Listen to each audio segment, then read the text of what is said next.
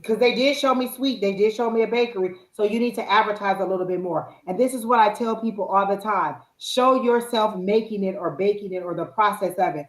I got all the ingredients together, I'm doing this, I'm doing that, I'm getting everything ready. Look, we're voyeurs. We like to watch things. So put a video up there of you doing it so we can see you making it. And then we're just sitting there clicking like, oh, this looks good. I have one friend, she just posted her chocolate covered strawberries on there. I'm like, oh yeah, I need you to make these for me. I need you to do this. And then we just promote her page. Do you have a Facebook page? Do you have an Instagram page? Do you have a YouTube page? Post those things in the chat so that we can let everybody know where you are, what to look for, and then we can support you, and we can come to your page and we can support your business. You got to get yourself out there, or you can tell the universe, hey, send me more people. If this is what I'm supposed to do, send me more customers. And the way they send you more customers could be telling you how to advertise, how to get out there. When was the last time you went to like one of those events where you can sell your goods, or you can sell your like, not necessarily a bazaar, that's the word that came from me because you know how old I am. But when was the last time you went out and you went to a public arena to sell what it is that you do, or to advertise that you're doing something? They're saying you got to be a little bit more proactive. Hey, Nisha, is this Nick? This seems like, is this Nisha that we travel with? That's in our travel group. If not, then still hi to you. How are you doing? How do you see me working in March? All right, let me put that on your list, Miss Nisha. Pin you to the list. Hi, is it Abby? I like the way you spell that. If that's what your name, if it's Abby, if that's how you do it. Hey, Brolick. Let's see. That's funny you say that because I was just talking about doing that on TikTok. Yes, all those are ways to get yourself out there and let people know what you're doing. So go ahead and get all that stuff out there. But go ahead and even put your TikTok on there. Whatever you have out there, put it in the chat so we know where to go and how to find you and to find your page and to advertise. Like our friend Fabi that we've been been sharing her stuff. I didn't even know that she had actually went active and that she was as talented as she is.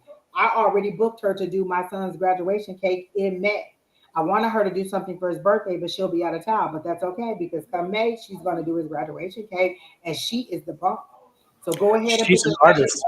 Oh my goodness, she is amazing. If you go into my page or you're on my Facebook, go into Is it Fabi Ramos, and look up her page and see all her cakes. She is amazing. Just put it out there. That's how people find you. So go, but you are going to be successful in it. Just step up and get it done. And it's not going to cost you a lot. They're saying it's free, free, free, free, free 99. That's what they're saying. All this stuff is free. So I'm going to let Don go now because I've talked a lot. Hmm. Hi, Curdy. Yeah, Fabi Cake Creations. Fabi's Cake Creations is the name of her business, and her skill set is amazing. She's really good at what she does. April, what do I have for April? Let's see.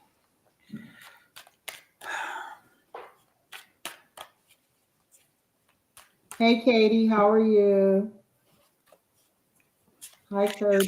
April, they're drawing my attention to detail. Have you yet to put enough effort into your packaging, into your brand, into the way in which it looks?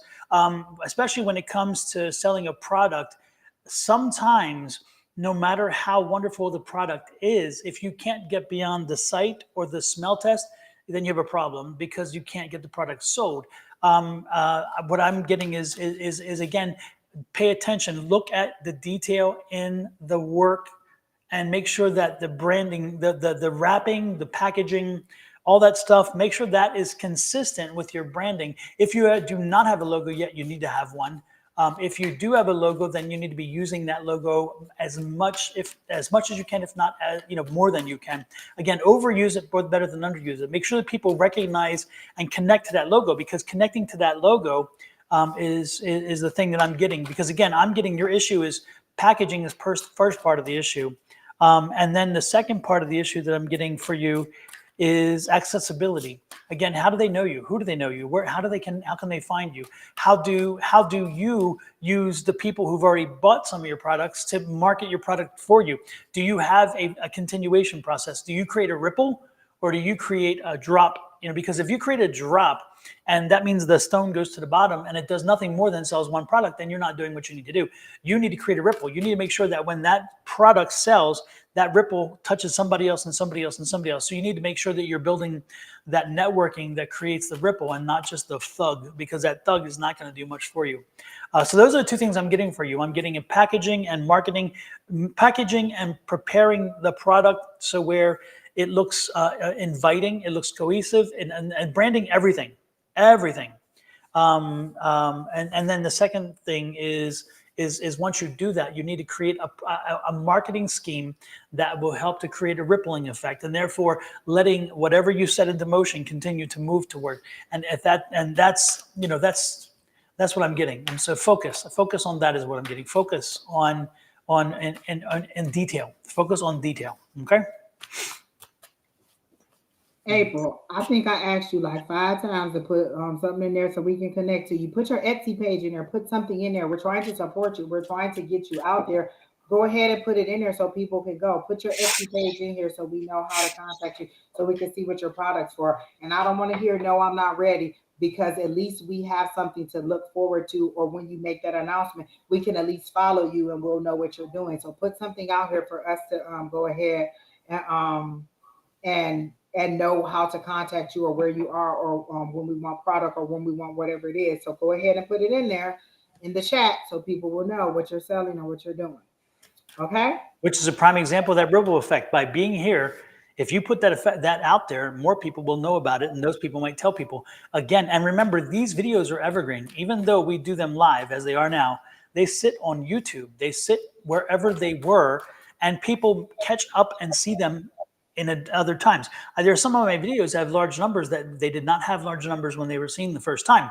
So again, people are watching them, and this is an evergreen effect, That's what I would suggest to you. Jojo, stay on here. I know you didn't ask for a reading, but I got a message for you if you want it anyway. There's a couple people ahead of you, but I do have a message for you. As soon as I saw your name, they showed me, and it's about business for you. Okay, so April, that's we're done with you. I hope that helped you out, and I hope that you go ahead and add it. Even if we're not doing your reading, you can go ahead and still add your Etsy on there, and I'll post it up for everybody to see it. Okay. And April, one more thing. This is not a psychic thing. This is a business person's perspective to you, and that is I saw your product. I see what you're doing. The candies are interesting. It's fascinating. Are you on Facebook groups with moms? Are you on Facebook groups with party planners? Are you on Facebook groups with people who do this same business? Again, your competition, because even though your competition, it's amazing how somebody says, you know what, I just got a call. I don't do that line, but you may do this line, blah, blah, blah. Again, you should be on Instagram. You should be on Instagram chats, when Instagram groups with moms, with candies, with event planners, with party planners, with people who do tourist stuff, people who do anything to do with the public. You should be on them and making sure that you're connecting. You should also be doing the same thing on Facebook and being part of those things. You should also create a group yourself and invite people to join that group who are indeed people who do the same thing, and create your own network. If you can't find a network, create one. Angie and I and a few others created the network you see now with all these different metaphysical folks. This network did not exist. This network was not here. If up until 2-3 years ago, everybody was. Some of these people weren't even involved in the metaphysical, but more importantly, the ones that were not working toward a single and solitary goal. We kind of created a group and a reason and a purpose to help share information, and that group has grown into something pretty damn amazing. So what I would tell you again is, if you can't find one, make one. If you can't find a leader, be a leader. You don't wait for somebody to pave this road. Pave the road yourself. And that's going to help you. That's the networking that's going to help you with marketing. Okay, do that, and I think you'll be pleasantly surprised with what you see. And I don't want to hear I don't have time, because if you don't have time, don't have a business. I hate to be rude, exactly. If you tell me that was the one thing I was going to say, Don, was the travel person that we travel with. I let her know. She'll post other people's travel things. Like she's not a person, because remember, that's the one thing Tina told us. There's room for everybody, so we're not stingy like that. We promote everybody. So she promotes other people who are doing trips and travel. The person, so some of us booked that other person. She said, "How did you hear about us?" The one of the people in the group said, "Oh, this other group that I'm in." She said, "Hey, have her contact me. We can work together." So see how that is? It's not true. It's not always competition. Sometimes you can team up and you can do something better because they may have some ideas that you don't know. Facebook, YouTube, Instagram, all those, that's free advertising. That's free money. That's something you don't even have to pay for at all. Remember, I was telling the other guy, we did 200 hours of this last year in advertising and trying to get our name out there and trying to get people to subscribe, and just so you know, Don made it to 1,000. So if you're on here and you haven't subscribed to Don, and no, I don't have any of the QR codes, Don. I don't. You can subscribe to Don's page. If you're going to my list, you'll see Don's page, Sonora Mystic Tarot. And if you're on Don's page, you can come up to my page, A5 says, and subscribe. But that's what we do. We support each other. So that's all we're trying to tell you to do. Use the free advertising, set up the page, and just display your products. You could just display finished products and put a phone number up there, or a website, or just anything to let people know that you're in business and they're ready to do it. We don't know how to get to you.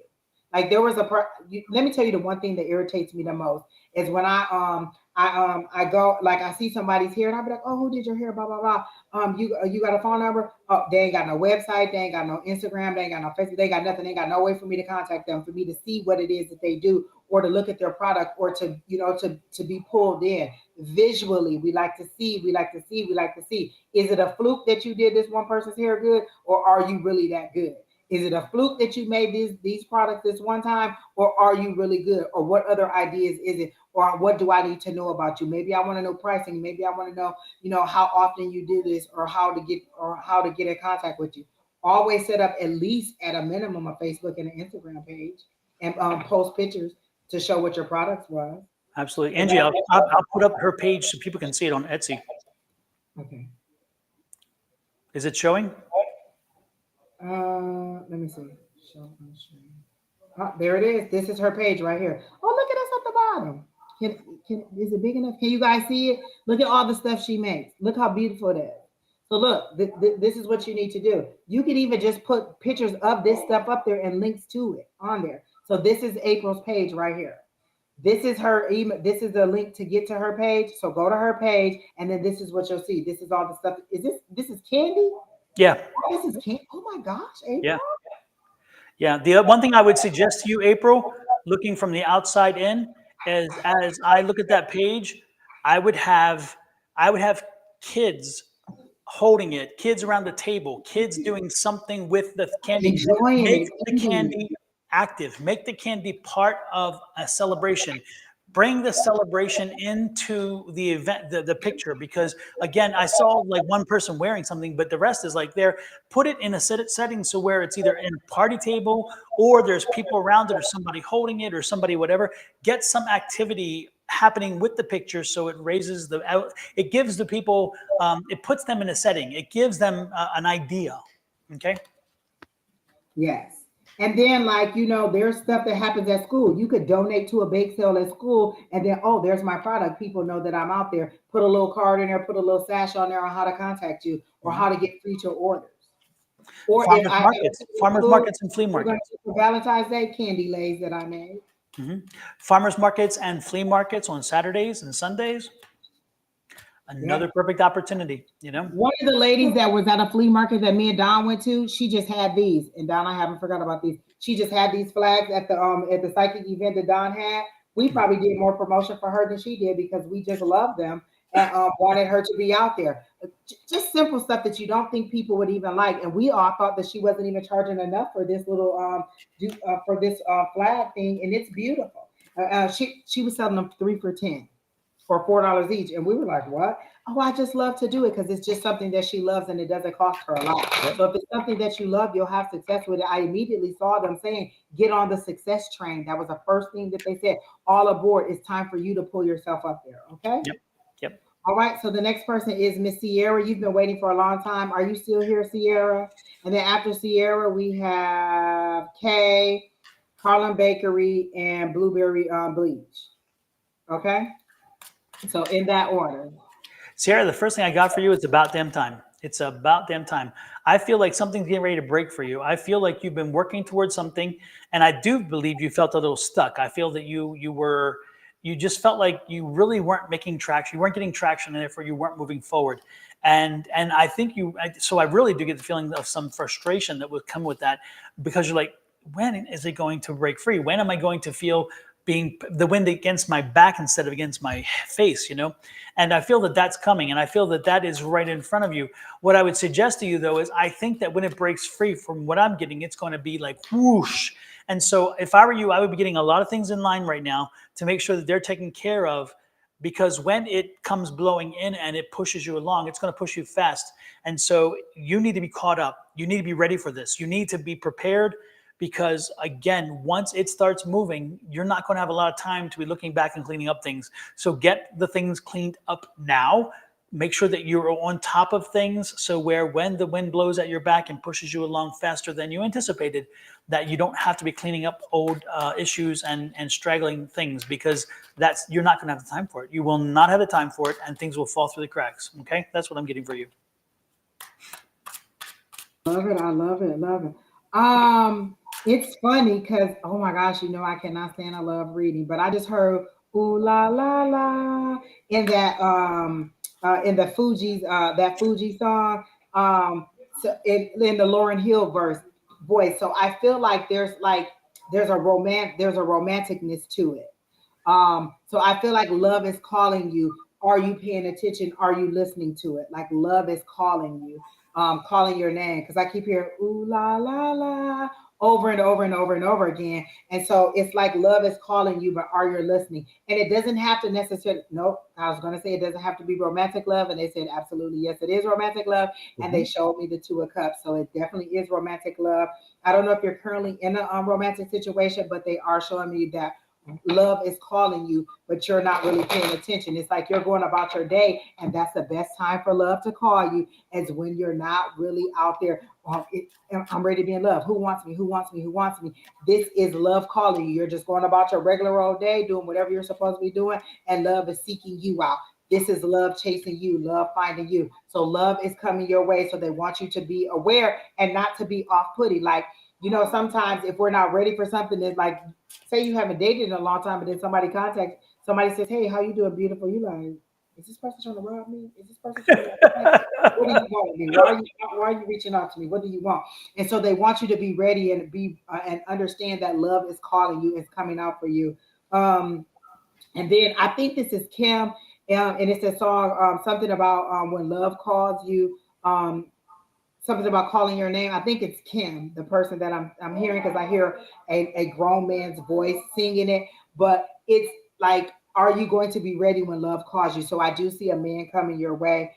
Um, um, he's more of an athletic type. I feel like he's a little bit younger. I feel like he has freckles, bald head, or very short, low haircut. But there is somebody. Do you play tennis, or do you do something out on a court? Because they're showing me like a tennis court or something like that, out on a court. So do you do some kind of athletic thing? Because I feel like it's going to be out. Or if you don't do it, do you go with, like, do your kids do it or something like that? Because they're showing me something that has to do with like tennis or outside on an athletic court or something like that. So do you do anything like that?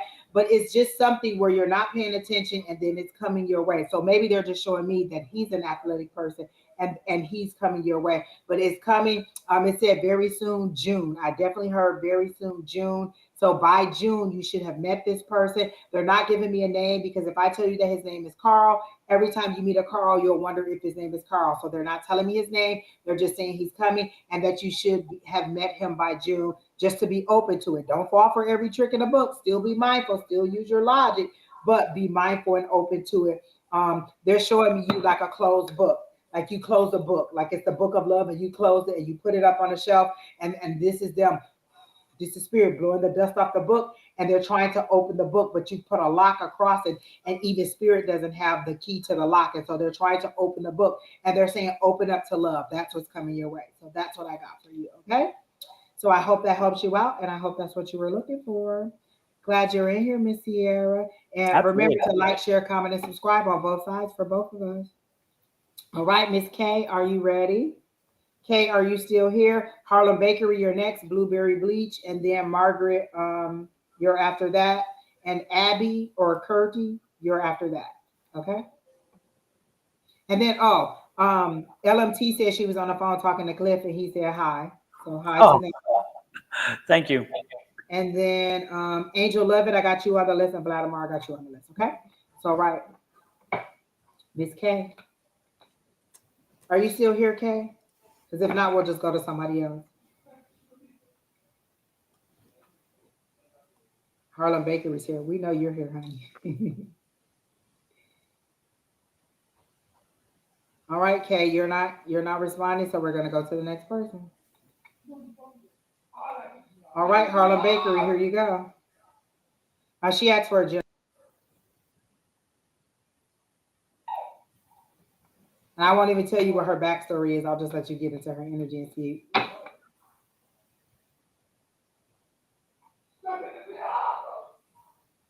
Post a question. Don't ask if you'll be able to get on the list. Just post your question.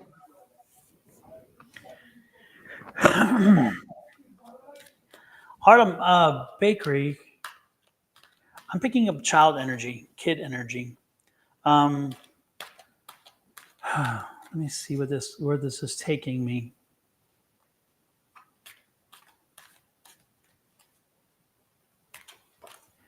Okay, it's so you have children.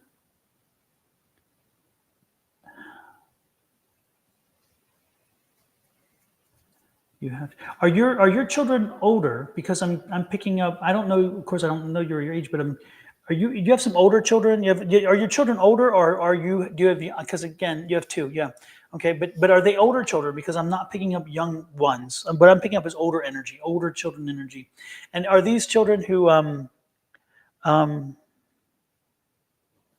are you 10 and 3? Okay, no, I'm picking up okay, no. Mm-mm. So then this would be so no, then no, this can't work then. No, this kind of energy. No. Mm-mm. Okay.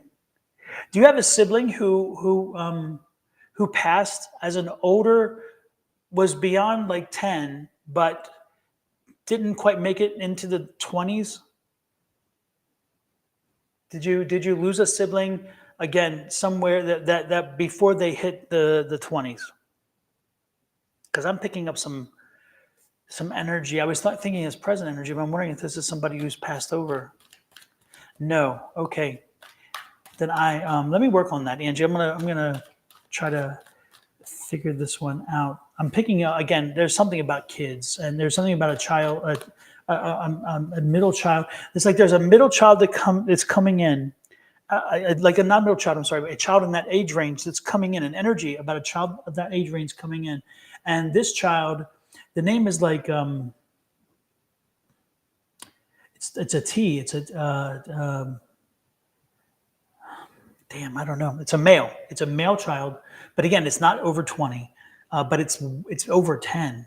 And did you lose it? Yeah, God darn. I think this is for you. I really do. I don't think this is for somebody else, but I don't know how it connects with you yet. Let me keep working on that one, Angie. I'm going to let you go with it because I'm just trying to figure out what this. There is an energy here with a person of that age, and it's like he was shot. He just said he was shot, um, and he didn't make it to 20, but yet you know who he is, and it's like is this a cousin? Is this again? If it's not a brother, then it's a cousin. It was like a brother, but it's a male, and I think that, again I'm being told T, and it's interesting because T. If you were Latino, T could be Tio, which is again uncle. So I don't know if you lost an uncle, but again, I don't know. I don't think T is connected, but T could be. So did you lose an uncle? I'm not. You may not have been around at the time. I don't know. But do you know if you lost an uncle be, who was shot before he was age 20? Because again, I'm getting that energy. And if this isn't her, does this fit the description of any of you? Do you Oh get yeah, is there anybody who has an uncle or yeah, not it's somebody who you lost before the age of 20, who was shot, a male who was lost before the age of 20? Because it could be uh, somebody else in the room. It could be somebody else's energy coming through. But I'll go ahead, Angie. I'll Fati- let you go. okay. Fatima, I have your question, but I won't get into your manager's energy. I can give you a general career reading, but I won't tell you how your manager feels or what his energy is because I don't have permission to get in his energy, and I'm just not a person that does that. So if you rephrase your question, then I'll do a career reading for you. But Harlem Bakery, immediately when I got into your energy, I saw somebody being whipped with a belt. And so then I'm like, oh, okay, what's going on here? It's you whipping yourself. You're too hard on yourself. You are very critical of yourself. If you put five things on your list and you get three of them done, you're beating yourself up about not getting the other two done. Maybe you didn't have enough time in the day. Maybe you took a little bit more leisure. You're very hard on yourself. You're very critical on yourself. But I feel like that comes from maybe being in a strict household and your family being very not necessarily critical, but being very strict, and you're like, I have to get it done, I have to get it done, or it's just maybe a guideline or a standard that you've set for yourself, and this is your higher power saying, relax. It's not that serious. You don't have to be that rigid. You need to be a little bit more kind to yourself. You need to love yourself more. You need to be okay with making mistakes. That's how you learn things. You know how I learned that an iron is hot? I touched it and burned my hand. So now I know not to do it again. Could I have beat myself up about it? And I probably did. Was like, ouch, why the hell did you do that? But I know now. How do you learn things through experiences? So don't be so mad about mistakes that you're making. They're saying it's okay. You're wanting to. They're showing me you trying to pull a job or pull an opportunity to you, but you're not using the right kind of rope. Like they're showing me like you're using a thread, like thread that you would sew something and you're trying to pull something for you. The thread isn't strong enough. What you're using to try to pull this opportunity to you isn't strong enough. And in this way, they're saying your faith isn't strong enough because you're just not believing in yourself enough. The opportunity is there. You can see it. You want it. You're reaching for it, but you don't believe in your ability to be able to have it or to pull it to yourself. And so the tools that you're using in order to gain this is not strong enough. They want you to be a little bit more confident and believe in yourself. Would you talk to your child the way that you talk to yourself? Would you be as hard on your child as you're being for yourself? Like if they had a bad day or they had something that happened in school, would you be that rigid with them? They want you to be a little bit more kinder and to love yourself more. They're showing me you hugging yourself. You need to be a little bit more kind to yourself. And this job that you're reaching for, um, it doesn't seem to be out of your field or something new. It seems to be something that is a little bit more advanced, like you moving forward or you stepping up to the next level. You're being ready for it, but also not being ready for it. Like, I think I could do that job. I don't know if they're going to hire me. I probably would mess up on the interview. I don't know if they would even like my resume. I just don't have enough experience. I'll put it out there, but I don't think I'm going to get it. This is how they're showing you talking to yourself. You're counting yourself out before you even count yourself in. Like, I'll apply to it. I don't even think I'm gonna get it. Let's just see. Let's just throw something at the wall and see if it sticks. They want you to see yourself doing it, see yourself being successful, see yourself moving forward so that you can get those things. It's all a confidence things for you. Just kind of trying to have a more positive mindset. Don't be so hard on yourself. That's the best that I can give for you. And to definitely go forward with it, but see yourself doing the job that you want to do and not talking yourself out of it. I got this job. This is my job. I can't wait to get my new salary. Like I said, when my car messes up outside or there's something that happens with it, I don't get mad at the car or the situation. I go ahead and thank my higher power. Thank you for the new vehicle that I'm about to get because if this one is messing up, I know you have something better. You just telling me to let go of this. This has served its purpose. This is done. My new is coming. Let me go ahead and thank you before I get it because it's what I asked for. So I'm about to get what I asked for. You just prepare me to let this go. Go ahead, be okay with letting that go. And you go ahead and take it. Go ahead and park that new one in there. When I go outside, I see the vehicle I want, not the vehicle that's out there. So that's what they're saying. See yourself successful. So that's what I got for you. Hey, Miss Bonnie. So that's all I got for Miss Harlem. Super. All right. So let's see who is next. Blueberry. Let me respond to Blueberry because Blueberry has a question. Blueberry, when you said you ask, I'm so confused. I'm so confused how you're getting all of these things popping into your head. Blueberry, this is what this it's called psychic abilities. And so when you have when you are open, when you learn to open your mind, when you learn to control your mind first, that's the key. Because a lot of times we don't control our mind. Our mind, it runs on its very own, and we tend to think we control it. We don't. The mind's running it all the times and so forth. When you learn to control your mind, and then you make yourself able to hear, to listen, and to hear, then often spirit will talk to you. And when I say hear, I don't mean actually hearing as in something speaking. I mean as the sense of you get information. You may get information based on, you may get information that comes via a scent.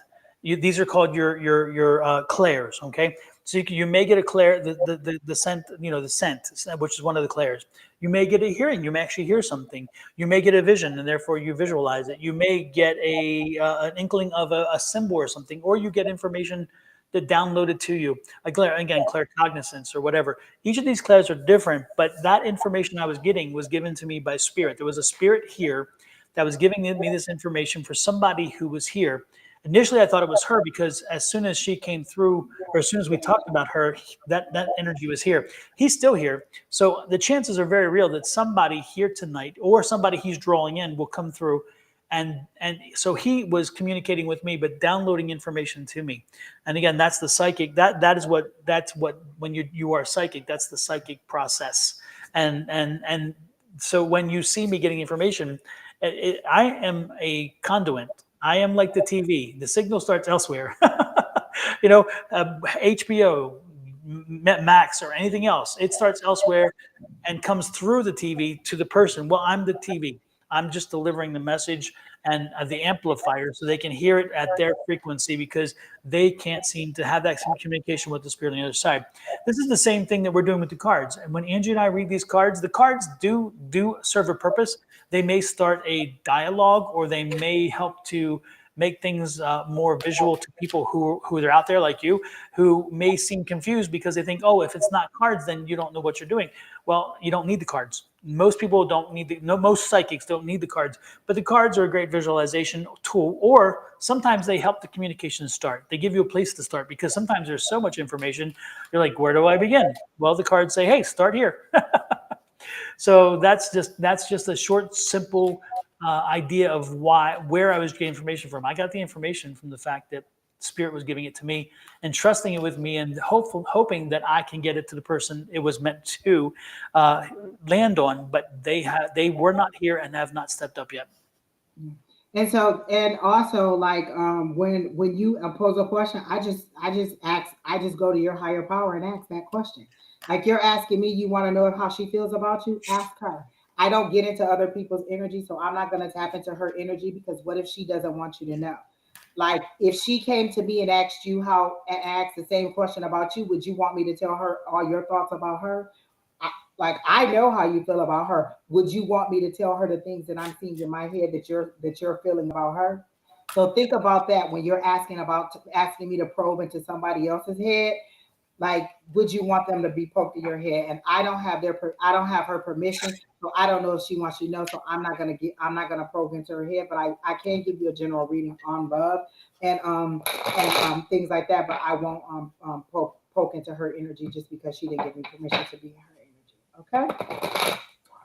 So you said, what does the future hold? I'm wondering. The hold for you, or just in general? Because the future is just going to pass every single day. It's just going to hold life and death for everybody over and over and over again. You want a relationship reading? Bonnie will be on tomorrow and can give you something if you want to, because she loves to do love reading. And this is why I don't like to do readings like this, because they're very, very like, and not necessarily that you're desperate, but people really want to know so bad. Am I going to be in love? Is somebody going, like the last person I did a love reading on? She's not even looking for it. Love is chasing her. You're chasing love. You're so wanting to be in love. You're so wanting to be in a relationship that your vibe on love is so low because you're so desperate for it and you want it so bad. And this is why I don't like to do love readings, because the energy is very low on love readings when they come in, versus if they just organically ask me a question and then love pops up because that's what your higher power wants me to know. honestly, your higher power is saying, are you concentrating on the things that you were supposed to be concentrating on? They show me that you set these goals for yourself and they want to know, are you actually accomplishing them? Are you trying to be some kind of fitness coach or some kind of like something where you train people or personal training, or is this a fitness goal that you set for yourself? Because they're clearly showing me something to do with fitness and the word fitness for you, Blueberry. So are you trying to be a personal trainer? Are you trying to get into get your own self into a physically fit place or get back into a routine? Because they're showing me fitness, fitness, fitness over and over again, and they're saying that's what you need to be concentrating on, because when you're in that, you're at the top of your game mentally, you're at your peak.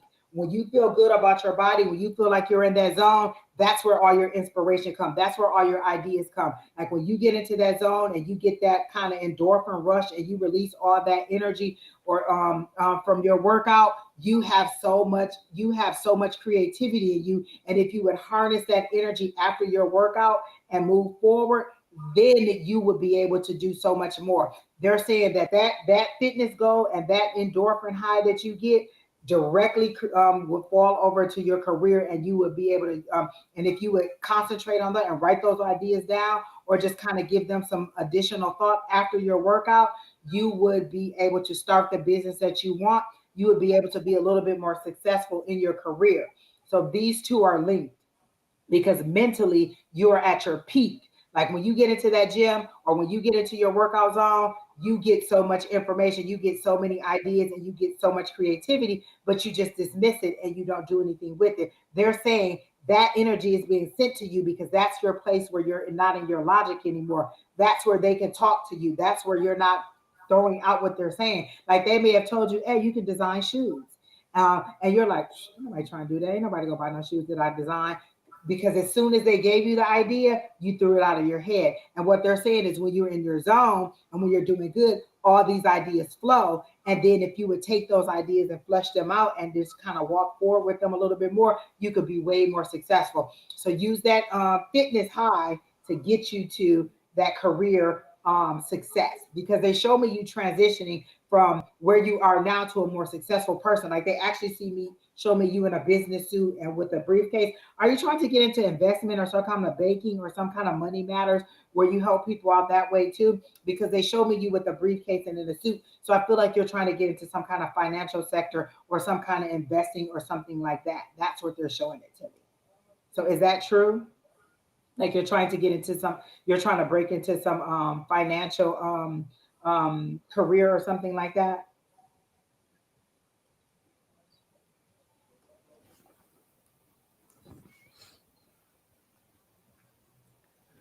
So oh, you said you don't want to get into it, because they definitely show me you in a suit with a briefcase, and you. So maybe that's just you being more successful, but that's how they show it to me. They show me finances, they show me money matters and investing. It doesn't necessarily mean you have to get into you have to be in an office job. You can help people do investing from your house. You can put investing tips out there. You want to get fit to fix your mental health. That's where all my issues come from. Exactly. And that's what they're saying. When you're in your fitness zone, mentally, you are open to more ideas and more things that are aligned for your career, and you to be more successful in your money matters. So you may not see yourself in that way, but this is how they're showing me you as a successful person in a business suit with a briefcase. As soon as I said it, nope, that's not what I want. That's not what I want to do. I just want to get help. I just want to get healthy for my health. That's fine. That is your goal. But they're saying they're using that opportunity when you're in that mental zone to also help you to advance in your career. If you don't want to do it, you can continue to ignore them and continue to move forward. You said I want to be able to receive messages. I'm showing you how they're giving you the messages, and what you're saying, that's not what I want to do it for. I just want my mental health. Your mental health has to be good in order for you to receive the messages. They're trying to show you how those things interact and how they overlap. Mentally, you're in a headspace where you're able to receive it. This is how we're going to move you forward. But if you don't want it, you don't have to take it. You can just move on. You're so stuck on the relationship thing and how you want that to be that everything else I'm saying to you, you don't really care about, because you just want to know, does she like you? Ask her. You're a grown adult. You're a male. Ask her. If a man can't communicate to me that he likes me, or if he wants to know if I want to go on a date, then Are you going to be assertive enough in the relationship for me to want to date you? Are you a dateable person? Are you somebody that who would want to be who you would want to date? If you met you, do you think you're ready to be dated? Do you think you're ready for that relationship? Do you think you're ready for that commitment? So those are the only questions. Not does she like you? Are you ready to be in a relationship? Are you ready to be liked? Do you have the mental capacity to get into a healthy relationship and be and give that and have that give and take with somebody? If you can't even ask me if I'm interested in you, or if I want to go on a date with you, or if I want to exchange numbers, then are you really ready to move forward? Because what else is it that you're not going to be able to ask me to move forward on? And I'm And not trying to be mean, but I'm just saying. wow. One more thing, Blueberry Beach. You're saying I was going to ask her tomorrow. I just wanted to answer. I wanted my answer right now or tonight. Have you? I don't mean to be rude to you, but have you lost your mind? Because, and I mean, I mean that in the most polite way. If you're so impatient and you want to ask her, then why are you waiting? And if you got the wrong answer tonight, would that change you from asking tomorrow? I mean, your statement there concerns me in the fact of what you're saying. And again, I'm hoping that it's not intended to. And again, I'm not trying to be mean about it. But when I read that and it says, I was gonna ask tomorrow, I'm like, and then you say I'm very impatient. If you're impatient, you've been waiting all this time. Why didn't you already do it? And again, if you hear from two people who are sitting on the other side of the world and going to give you some advice because you don't have the confidence to follow through yourself, and then it's going to change your way of thinking. Come on, dude. Let me tell you this. This statement right here, don't waste this girl time. You about to pull her right on down. You lack the self-confidence. I don't understand why she likes me. Then you know what? Don't waste her time. This is one thing that I cannot stand is I like you. I don't understand why this person likes me. And so every single thing is you not believing or you distrusting me or you not whatever. You're not ready for a relationship. You're not confident in who you are and as to what it is. It doesn't matter if this person is an athlete, if this person is a billionaire, if this person is a med student. If you connect energetically, you connect energetically. You're seeing her status, you're seeing her up here, and you're seeing yourself down here. So are you ready to connect? No, because you've already put her on a pedestal and you put yourself here in the basement and thinking you're not good enough. You're about to waste her time. You're about to irritate her. And this relationship is doomed before it starts because you've already put her up here. Look at how you described her and then look what you said about yourself. Don't waste her time. Don't even do it because you're about to annoy her. Don't waste her time. Get yourself together to the point where you feel confident. Like right now, if a guy is a garbage man and he makes good money, he makes good money. It doesn't matter where I work and what I do. Are we both making enough money? Are we both focused on building a future together? It doesn't matter that or maybe he's an Uber driver, as long as he's out there hustling and making money. You've already created a disparity in the relationship right here. Look at the statement of how you described yourself versus how you described her. Nobody wants a project where I have to always over and over and over and tell you you're good enough. I like you for who you are. I think that you're amazing. I think that you're beautiful. I can't keep telling you over and over and over and building up your confidence. You need to already be here. You need to already think that you're powerful, that you're of equal status with me, regardless of where our money lies or what position or job you have. You need to already mentally be there. And right now, this is what you've created between you two. You're going to waste her time because she's going to be fighting with you over and over and over again to convince you that she likes you. So if you see somebody else, and like I showed you, future state who you were, business suit with a briefcase. Nah, that's not what I want. Your higher power is showing me who you could be, who they're trying to make you into. You tore all that down because this is where you see you and this is where you see her. You're, you got to get yourself up here. You got to get yourself on equal footing before you tear her down because you're just going to bring her down, her trying to lift you up. You're going to be a weight to her. Instead of you being here on equal footing with her, you're going to be a weight pulling her down because she's always going to have to constantly encourage you. Say she comes out and another doctor's talking to you. Are you dating him? Are you talking to him? Is he trying to get with you? Are you cheating on me? Nobody wants to deal with that in a relationship because you've already made yourself the lesser of the two things. She's going to be around doctors all the time. She's going to be around successful people all the time. If that bothers you now, where's it going to bother you when you see her talking to a group of men who are very successful or on the same level that she's is? You're going to think that she's cheating on you. So get yourself here before you pull her down. Oh yeah, she doesn't need to raise a child. She doesn't need to raise a child. This woman is moving forward, and if she feels that you are somebody she has to raise, somebody she has to mold, somebody she has to take care of and nurse, you're not in her ballpark. I mean, you've created an image, and so you need to be careful again on how you say things and how you move forward. I wish you luck. I wish you all the luck in the world. But again, when you start from when you put yourself in what's called a not desperate but a disparate position. In other words, you were very different, and then you point that out, and then you make that an issue. That first of all, that doesn't mean she did. That you did. That doesn't mean she did. Secondly, she's headed out of school because she worked hard, she dedicated, she focused, and she moved on.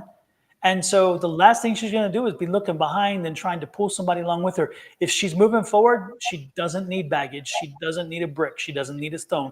She needs somebody who will push wind to her back and help her move forward. And if you are taking away from her energy and time and not giving to it, then I think you have your answer there. So again, there's just you have issues that you need to overcome, and part of it is something that can't be done overnight. But I wish you luck. I wish you luck. Hello, everybody in the chat. Kelly Diggs, Christina, Kaya, all of you. We aren't missing you. We're just deep into this conversation with Blueberry Bleach. The one final thought that I have for you, Blueberry Beach, harness that energy from that workout, turn it into the creativity, and build yourself up. See yourself as who you want to be. See yourself as the success that you want to be, and move forward. Go ahead and have a conversation with this girl if you think that you're ready, but don't pull her down. And I just don't think that mentally you're there yet. Get yourself in order mentally and then move forward. And this is your higher power showing you when you get into this zone, we can work with you. When you get out of that left brain and thinking that you're not good enough or thinking that you're not right, when you get out of that logical reality state and into your creative state where spiritually we can talk to you, we send you so many messages. We want you to receive those messages. This is your higher power saying, we're trying to contact you.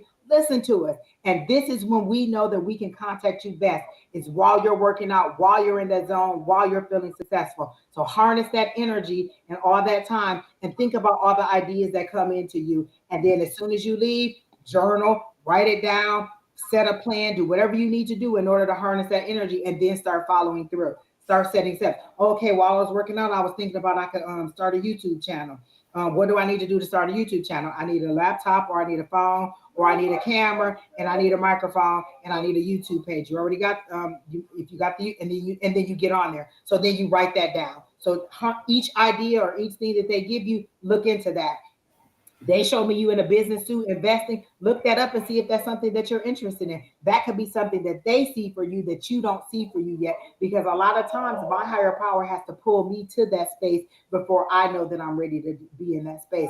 Like I kept saying, I don't want to buy a house until because I don't know if I'm staying here. I'm not ready to buy a house because I don't want to do it alone. I want to wait till I have a partner. I don't want to buy a house because I want to wait till Brandon finishes school. They had to pull me along and show me living in that house. I visually see me looking out from the kitchen in that new house. This is my higher power pulling me along, showing me future state. They're showing me where they're dropping me into. I had to accept it and be like, you know what? I am ready to buy a house. And now that I've accepted that I am ready to buy a house, you know what they're doing? Preparing me to buy a house. So your higher power sees things that you don't see yet, and they're trying to pull you along. So they see you as a successful business person, and they're trying to pull you along. So you have to prepare yourself to receive it. That's what they want you to do. Don't put all your stock in just looking good. Like you have to feel good at yourself at every single level. You're not always going to like you said, I once I get fit, I'll be more comfortable in my work field. You should be comfortable in any level. Like I understand people wanting to look good, but don't put all your weight on how you look because you're always going to think there's something else that you should do. Like I've lost weight, but I still want to work on things. I can't decide that I'm not going to go out and I'm not going to live life because I still need to work on these arms or I still need to tone these thighs. I have to accept myself at every level. So I have to look at myself and say, you know what? I like the way my face looks. I like the way my hair looks. I like the way this looks. So find something about yourself every single day that you love about you and celebrate that one thing, even if it's just working out for the day. So there you go. All right. So who's next? Let's see who's next. Margaret, are you still here? Margaret, Abby, or Curdy, you're after that, and then Brolick and Nisha. And Jojo, you're right after that too. I didn't forget about you, Jojo. Oh, I love what Jojo said. Women can be more successful than a man in a relationship, but it takes a self-assured man to know what he brings to the relationship. Oh, I love that. Yes. All right, Miss Margaret, here's your question. What was it? Oh, what's going on for next month for March? We just did these readings in class. I love it.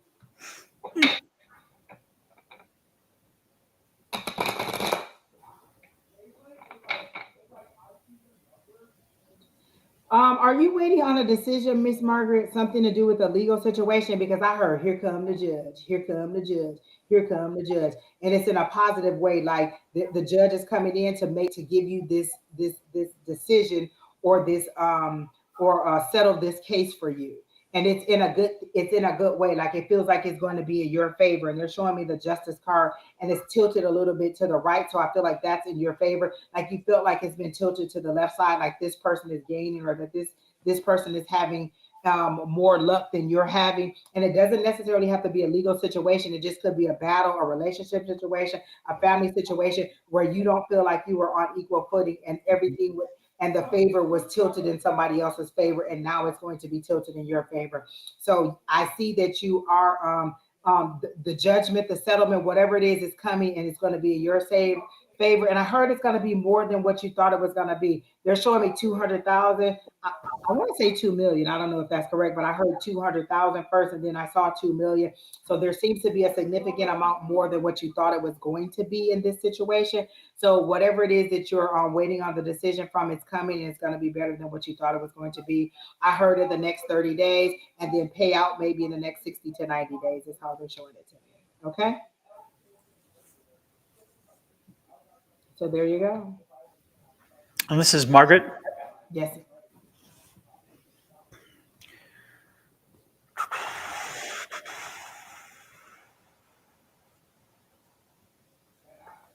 Wait, you're waiting on a decision about you moving? Why do you need somebody to tell you whether you can move? Are you selling a property? Is that what you're thinking?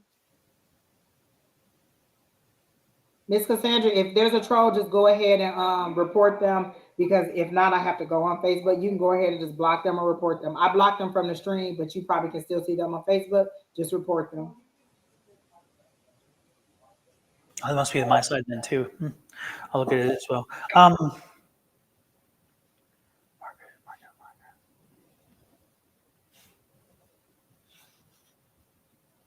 Yeah, kind of. That's what I thought. Margaret was the assistance thing. It's going to come through. You're going to be fine that way. The frustrating part is, are you going to be able to find the housing that you're looking for? I don't know. I think the next place you move into is not going to be a place that you like a whole lot, and it's not going to be as nice or as comfortable as the one you're in now. But I do think you're going to find a place. Again, it's just and I would not get too tied down and too connected in that space, because I think that once you move into that space, as the year progresses, you're going to find the one that you really want, and then you'll be able to move into it. But I don't have great news for you in that sense. Again, that this coming place, the next place you're moving into, again, the assistance is coming through. You're going to get all that, no problem. It'll all switch over. You'll get your letters, and then you'll give them to your landlord. The landlord's okay with it too. But again, I don't think this is going to be the house or the place that you really want to be in. So I wouldn't take root there. I would not be, putting a lot of stuff out and whatever, because I think that you're going to find the one you truly want down the road a little bit, and you're going to make that move. So that's what I would be prepared for if I were you. Again, I don't see strong roots. Again, I'm not getting a strong roots in this situation. But I do see you having to move, and I do see you having to be in a place you don't like for a little while until you get the place you do like. So be patient. Again, it pays off. Okay, that's what I'm getting.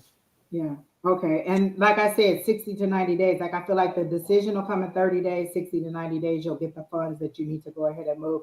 But I do Mhm. see it as a success. So be ready to move and mentally see where you want to go. Like I pictured myself here. That I saw them build this complex from the ground up. I saw them put the sign up, breaking the ground, all that. I pictured myself in here. The first time that the first contact card I had with the manager here was 5 years later. She said, "Oh my gosh, we connected 5 years ago when this first property first came up, and 5 years later, I ended up moving in here. Well after they had got it finished, well after they had opened up and everything. I saw myself here. It took 5 years to get here, but I still got here. So you decide where you're gonna go. And so, is it safe? Well, you know the community better than I would. They're saying don't settle. Don't settle because you're in a rush. I feel like you're very impatient, and they're saying you're just ready to go. You're ready to go. You're ready to go. And I know doing a month sometimes is a little bit higher than necessarily, but they're saying take your time, take the anxiousness out of it, and stop thinking that it's not going to happen. So while you're waiting on the decision, have you been looking? Do you know you should know what your budget is if you're waiting on the assistance? Do you know how much money you're going to get? Do you know what that budget is going to be? Usually, if you're working on assistance, they've already told you this is the amount of money that we're going to help you with. This is the budget. This is the housing. Have you started to look? Have you started to identify places that are within your budget or that are affordable to you? So you can go ahead and do some of that legwork while you're waiting on the money to come, so that you at least have an idea as to where you want to be. It's not the universe just taking you and dropping you down in a spot. It's you deciding where you want to go and them helping you to get along there. Don't lay down your power and say whatever you want me to do. That's just what I want to do. Decide where you want to be and allow them to give it to you. What does the Bible say? You have not because you ask not. What did you ask for? Where do you want us to go? If you say I just want some place to live, what if you end up living in a shelter? That's some place to live. What if you end up living in your car? That's just some place to live. Be specific about what you want. I want a 4 bedroom house in this neighborhood, near this school, in a safe area. I want a house with a pool. I want to live in this state. I want to live in this community. Speak what you want. Everything that you see started in somebody's head and they made it a reality. So speak it. What they say, a closed mouth don't get fed. So if you don't say what you want, if I ask you what you want to eat, you say you want whatever, and then I go and get something that you don't like, I gave you the option. I asked you what you wanted. You didn't tell me, so you got what I want. Are you happy with what I got? Probably not, because you probably don't like what I want. So tell me what you want so I can give it to you. This is your higher power speaking to you, telling you, set the tone. Tell me what you want. It's yours. Just set the tone. Give me something to work with. I just want a place to stay. We'll just give you a place to stay. You decide what you want. So there you go. Hey, Miss Shauna. All right. So I hope that helps you out, Miss Margaret. We do see you successful. We do see you getting what you want. It's just you getting there. Okay. So Miss RT, I think that's what Curdy, you're up. Are you ready? Are you here? After Curdy is Brolic, Nisha, and JoJo. Okay.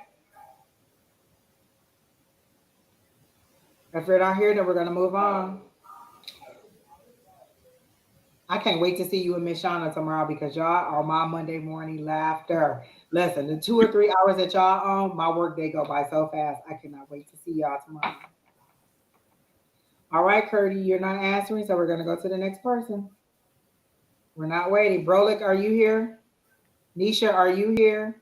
Jojo, I think I know you're here. So any of those, whoever answers first, that's who's next.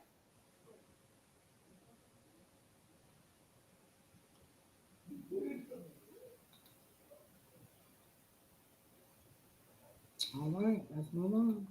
Let's see who's in the chat. Who's ready to be read? Go ahead and put your question in. Whoever's ready to be read. Let's just move to the next. Somebody step up. All right, Miss Jojo, you're here. All right, good. Okay, we'll go with Jojo. Okay, and Jojo, the reason I told you to stay is because I immediately, when I saw your name, I saw you again They showed me little, like how you see me and Don up here. They showed me compartments like that again, three different spaces. And so I feel like they're showing me you moving from one space to the next space to the next space. So I don't know if this is a new opportunity or an expansion. I heard expansion because they're showing me like how you get in a seat extender on an airplane. So they're showing me expansion. Since they're showing it to me on the airplane, that means you're going to another level. You're going to be raised up a level in business and career. They're saying, I know, and these are the words I hear. I know you like your self-employment, but consider contracting yourself out to a business or consulting for a business. You're ready to go up to the next level. They're saying make your money work for you. You don't have to do so much sweat and labor for it. Make your money work for you. So if you're consulting or you're writing policy or you're writing some kind of plan for somebody else, you're making your money work for you. You're not so much in the day to day of it. So they're saying you're going to a next level, you're going up to the next level. Are you ready to do those things? And so that's how they're showing me. That's really the message they wanted me to show you, is that you're moving to the next level. A new opportunity is coming where you'll farm yourself out or contract yourself out to somebody else, and you'll be like the expert or the SME. That's the word that they gave me, was SME for whatever it is. You do all the work yourself. Yep. And so they're saying that you are ready to move to that next level and you're ready to step up, elevated. That's why they showed me you in an airplane. You're going up to another level. You're rising higher than where you are. And they say, see yourself that way, see yourself successful. And have you started looking in the mirror and telling yourself you're beautiful or you're sexy something? Like, because they're showing me like all this self confidence and all this sunshine and radiance from your face, but it's self talk, it's self confidence that is oozing out of you, and they hear you speaking this positivity to yourself, and they're cheering you on. This is what I see from your higher power, cheering you on and saying that you're ready. Like they see this positivity in you, they see you cheering yourself on, they see you recognizing your inner beauty, and they're here for it. So that's what I got. Jojo, this is Jojo, right? Yes.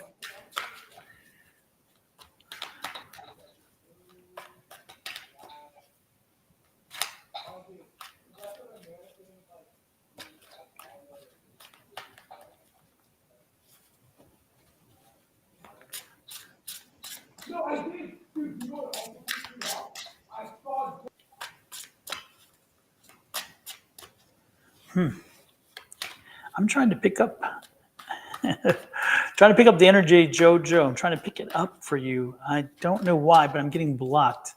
I feel very blocked right now.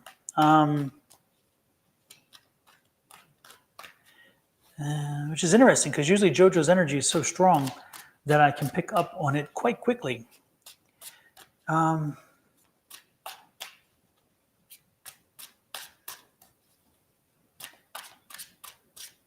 Jojo, are you having like a lot of anxiety? Is that what it is? Because generally that's the one thing that can help block me is anxiety. And I don't know, but again, for some reason I can't seem to connect to your energy tonight.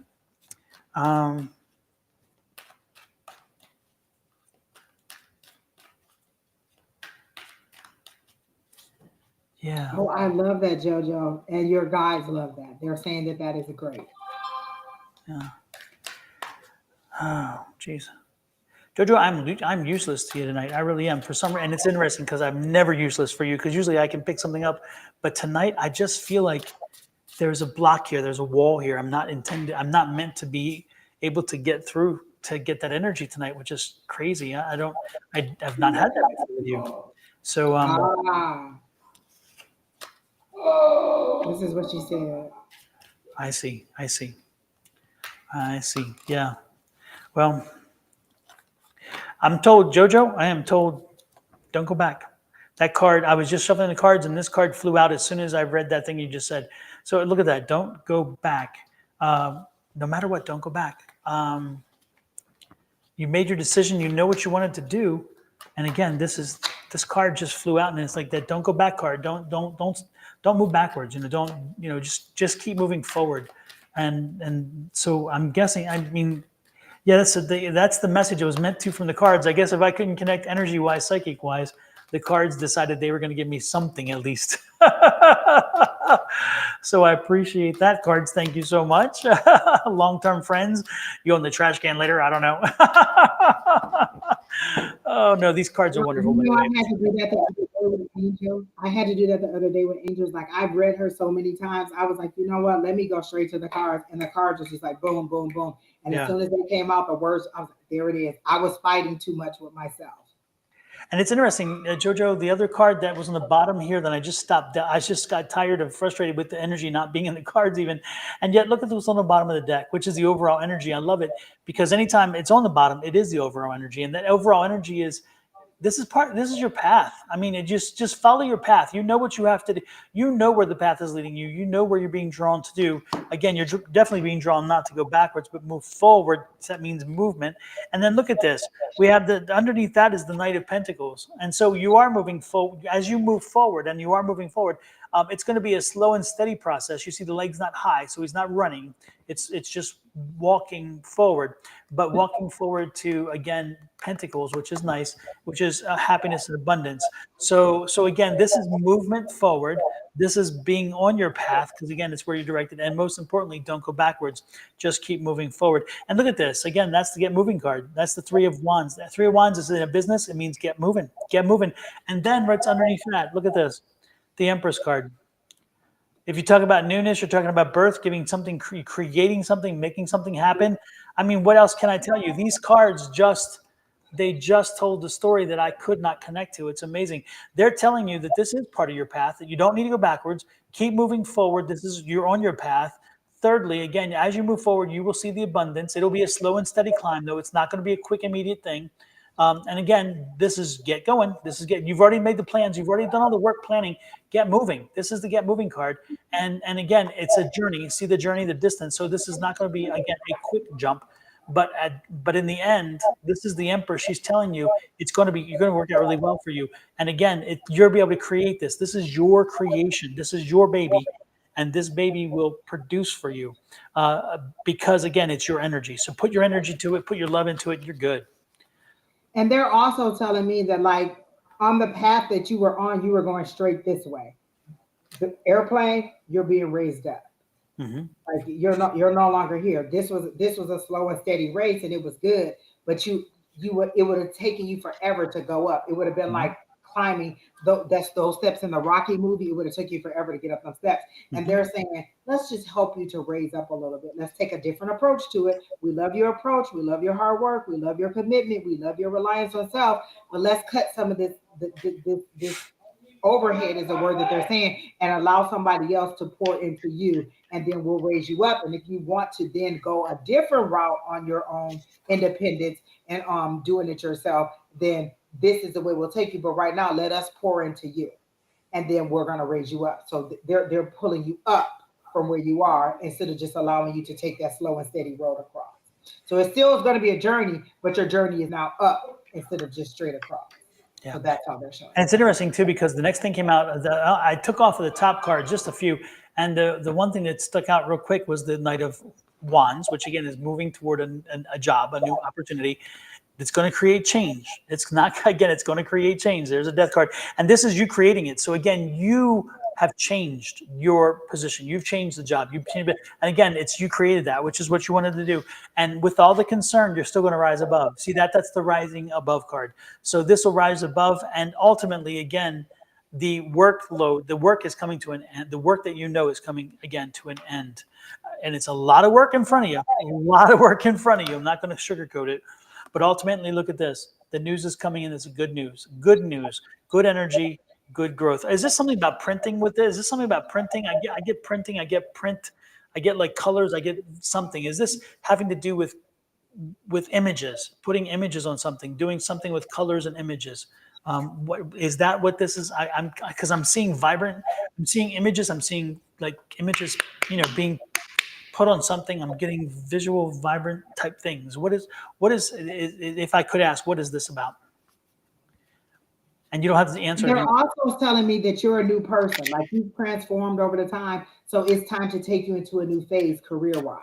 You're no longer that person. And whatever you were doing then was based on the circumstance or the person that you were then. you're taking on a new role in your family, you're taking on a new role in your life. So it's time to take on a new role career-wise. We're transitioning you completely and totally. It doesn't make sense for us to transform you, the person and appearance and all that, and mentally, and then you stay back here. We're transforming you totally in every aspect of your life. Jojo, your name has to be, let me give you a quick flash I just got to. Your name has to be solely on this.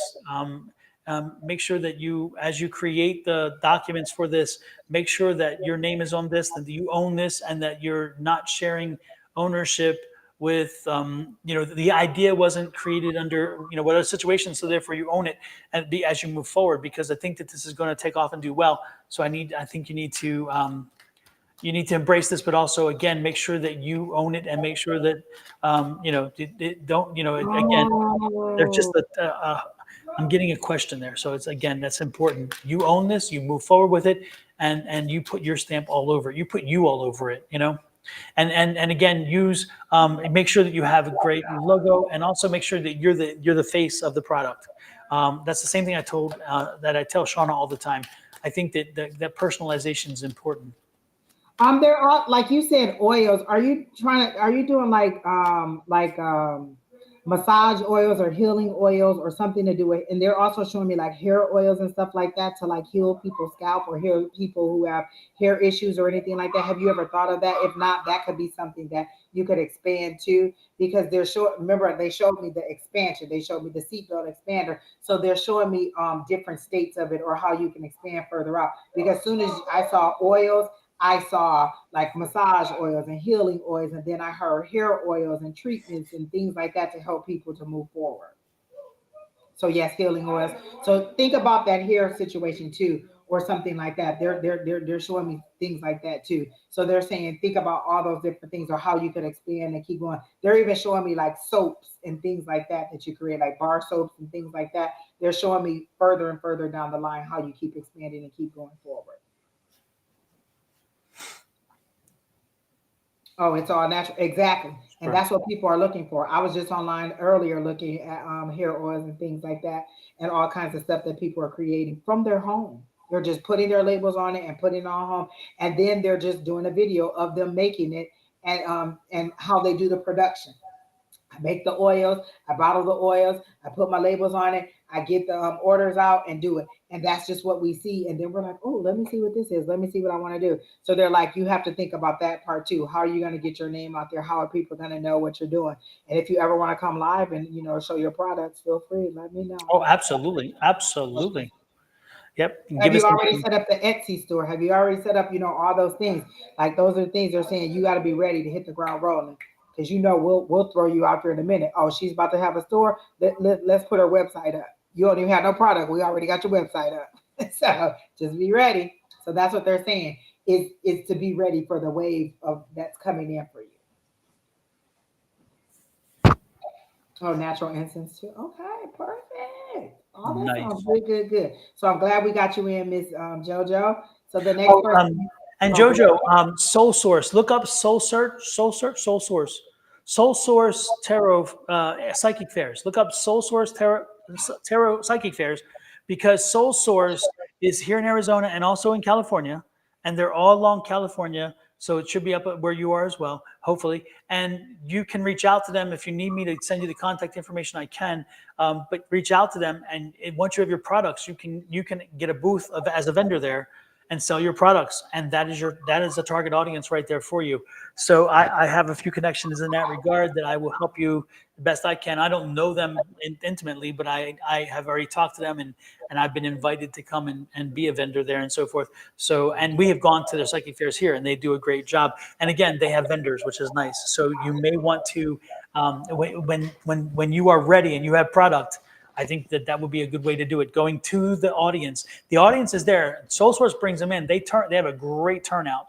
And all you have to do is make sure that you show the world your products, and the products and you will sell those products. I love it. I love it. I love it. The message called you, Miss JoJo. You didn't even have to ask. The message Yep. called you. As soon as I saw your name, they said, get JoJo. Yep. Brolick, you're next. Are you ready? And then Nisha, Angela, Vladimir, and MB in that order. Yes. And Jojo, Awakenings here is having a psychic fair in March, I think it is. So if your products are ready, maybe you can send them to Cynthia and she can have a booth there. It's a one-day booth.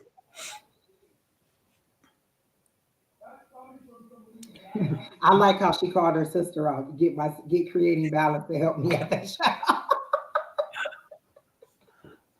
I love it. I love it. I love it. Okay, so bro, what was your question? Did I miss it? Okay. Oh, general. So you have a general bro. Let's see. They showed me you stamping, like there's a little things crawling under your feet and you trying to stamp them out. You're trying to like stamp out the competition or your haters or whatever you would call them. Like it's you trying to pound on things that are running around at your feet. And what they're telling me is these things are beneath you. Why you're even busying yourself with people or things that are beneath you, that should be no concern. If you just continue to walk on your path, you would kill these people anyway because you would outstep them, you would outrun them, and they can't get to where you are. So you're bringing yourself down and you're causing yourself a lot more struggle and a lot more turmoil than you need to because you're already above them. Why are you trying to stamp them out? They can't even get to where you are because they're running around at your feet. You're much taller. It's like an adult human. They're showing me like a grown man trying to step on like beetles and bugs. These things are way up under you, way smaller than you. They can't even reach the level of success or wherever you are. And why are you busying yourself with it? Keep going about your day. Stop worrying about these little things that are under your feet. You're taking yourself out of alignment. You're taking yourself off the path. You're taking yourself off of focus. These things are just distractions that are keeping you from moving forward. You know why you're not moving forward? Because you're worried about where you are. You're standing in place trying to get rid of people that are already beneath you. If you just walk forward, you don't even have to worry about them. So they're saying you're standing in place not because they're holding you, because you're busying yourself with something that doesn't even concern you. Move forward.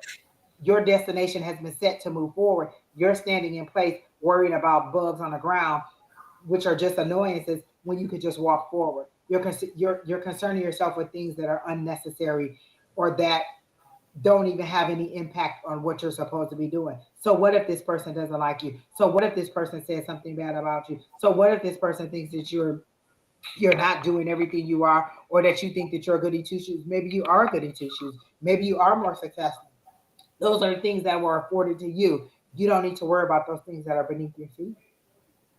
So that's what I heard. This is for Brolik. Brolik.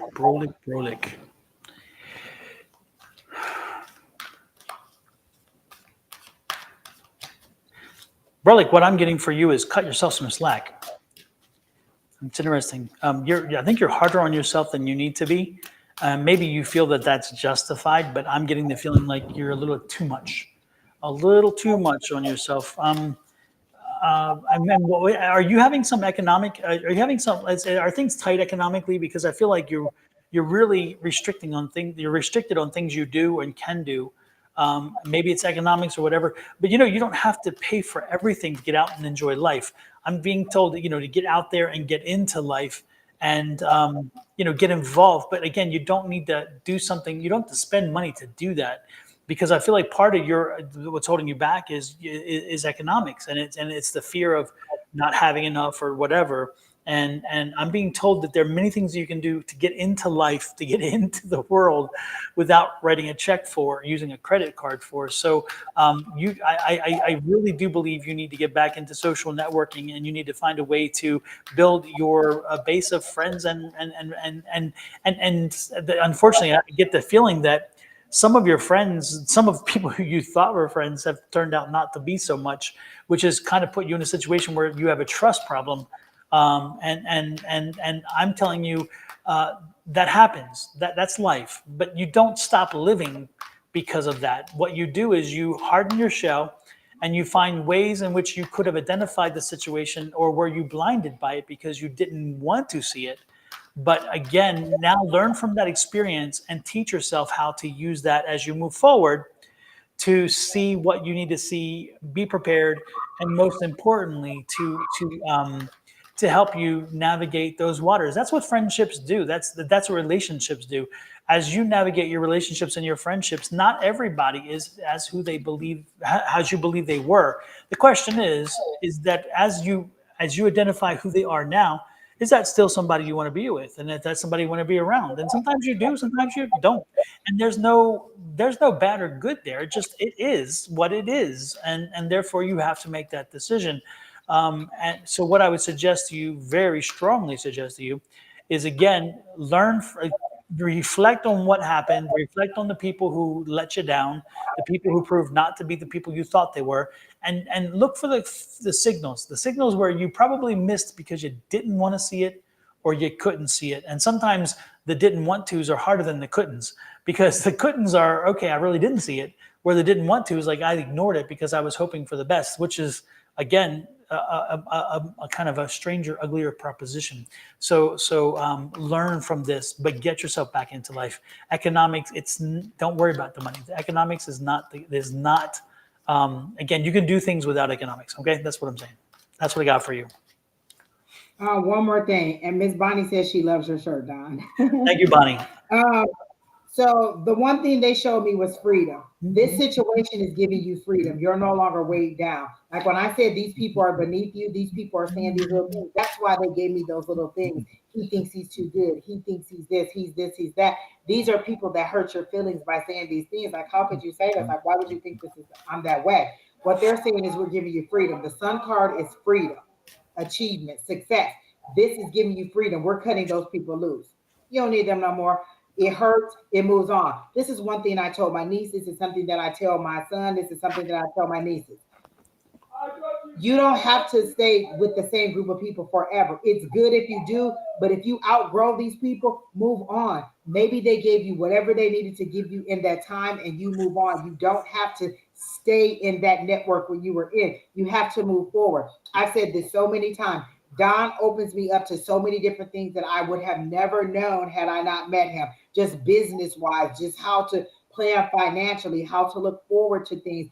In the group that I was in, we were all pretty much in the same level or all, trying to work for the same career things and kind of, around that same range of money. So we talked about the same things because we didn't really see it with somebody who was close to us. We could see it out in the ethers, we could see it out in there, but then to have somebody connected to you who makes you want to pull yourself up and want to do it, not just talk about it, but be about it, that's what you need to do. Maybe it's time for you to separate just a little bit and find another crowd of people to go to. It doesn't mean you don't ever have to talk to these people again, but they're just not where you need to be and they're keeping you from moving forward or they're distracting you from where you're supposed to be or you're the person that'll bring them up. Maybe you're the person who needs to be that success or they can see that you are the success. My brother has told me so many times before, had I stayed home and just got pregnant and had kids and never went to school, the rest of them may have followed suit. You set an example by leaving and going to college. You set an example by doing this, by doing better. And so we knew we had to,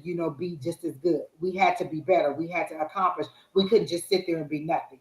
And so that was something that I love that he said to me. He doesn't may not understand or know how much that meant to me, but it meant a lot to me to know that just that one decision to leave and go to school, to get a degree, to do this, to do that was motivation for them. So they knew, like, you know what, we don't got to stay in this spot. We can go to the next level. And so that's what you need to do. You're putting yourself in a prison by trying to hold on to these relationships like they're your oxygen. Sometimes you can separate. You don't have to drop them completely, but you also don't have to continuously stay in that same cage that they're putting you in. This is you tying yourself up and binding yourself to this situation mentally, because swords are thoughts. This is you. I got to repair this relationship. I got to make this right. I got to stay with them. Sometimes you just need to have that separation and you can go back in a couple years. You can go back in a couple months. You can reconnect, but you don't have to stay down there because we're all at the bottom. I need to rise up and then maybe I'll motivate them to rise up. If for nothing else to be that motivation. And then the page of wands, this is new opportunity. This is somebody bringing you new opportunity, bringing you information, giving you information. This is creativity. This is passion. This is you changing that mindset, you thinking in a different way, you learning something, doing something different. Pages are either learners or they're bringing information or it's communication. So maybe you need that new communication. Maybe you need that new resource. Maybe you need to learn something different and you need to disconnect because they're not ready for that. So don't feel bad. Don't distract yourself and keep yourself in the same place. Move forward. Your higher power knows when it's time for you to break free and move forward, and then they'll try to catch up with you or they'll move forward with you. Don't stay back there because they're not ready or they don't understand the person that you're becoming, move on. That's what they're telling for you. So that helps. Okay. Hey Sherry Shaw or Shari. I keep calling you Sherry. Hey Shari. Hi Bernetta. Oh my gosh, so many new people in here. All right, so I hope that helps you out. And we're going to go ahead and move on to the next person. And it is Nisha or Angela Lovett or Vladimir. Vladimir, I know you're here. So Angela or Nisha, are you here? If not, we're just going to go to Vladimir. As a matter of fact, we'll just go to Vladimir because I know that this person is here. So Vladimir, are you ready? And then MV, you're right after that, and Maxima, you're after that. Okay. All right, Miss Katie, it was good to see you in the chat. Vladimir, the thing I got from you, the thing I first picked up um, for you, the energy that came to me for you was in reference to job. So I don't know if that was your question. I don't know what your question is. It's just it says any guidance, but I'm getting job related. I don't think you're happy where you are. I don't think you're contented with what you're doing, and I'm wondering if again you've thought about and whether you've given specific focus on a new opportunity or a new job. I think that if you're going to turn around the kind of feeling that you're in right now, part of it's going to be because of a job. So I think that you need to be looking, you need to have your ear to the ground. You need to be telling people that you may not be wanting to move at this moment, but if an opportunity arose, you would definitely consider it. In other words, put it out there so where you say, hey, I'm available if, and therefore let the universe do some of its job by you sending some of that energy. So we're, again, my biggest thing for you right now is employment and job and dissatisfaction that's leading to the again the it would be a definitely a smoother life for you, I think, if you found it. So that's what I'm getting for you. And I don't know if you're looking for a job, but again, I think it is. Okay. So while Don was talking, I thought that this was going to be related to that, but the lovers card that came out. Don't fight me, Miss Bonnie. You know I don't like What? reading, but the lovers card came out, and I'm just so sick with it. But I'm gonna roll with it because you didn't ask about love, but it came up. So they showed me stand your ground first came up, and so I thought, oh, because they said the sun is setting. So I thought, oh, this goes right along with what Don is saying. You're ready to move on. You want a new job. The sun is setting. Stand your ground. Don't go back. So I was waiting to see what the next card was. The next card that came out was the lovers. I'm covering up because they naked as a jaybird in their birthday suit, and you know they don't like it. So the next card that came out was the lovers, and I went like, oh, "What are you trying to tell me about the lovers?" So I feel like stand your ground on this relationship. Um, Okay.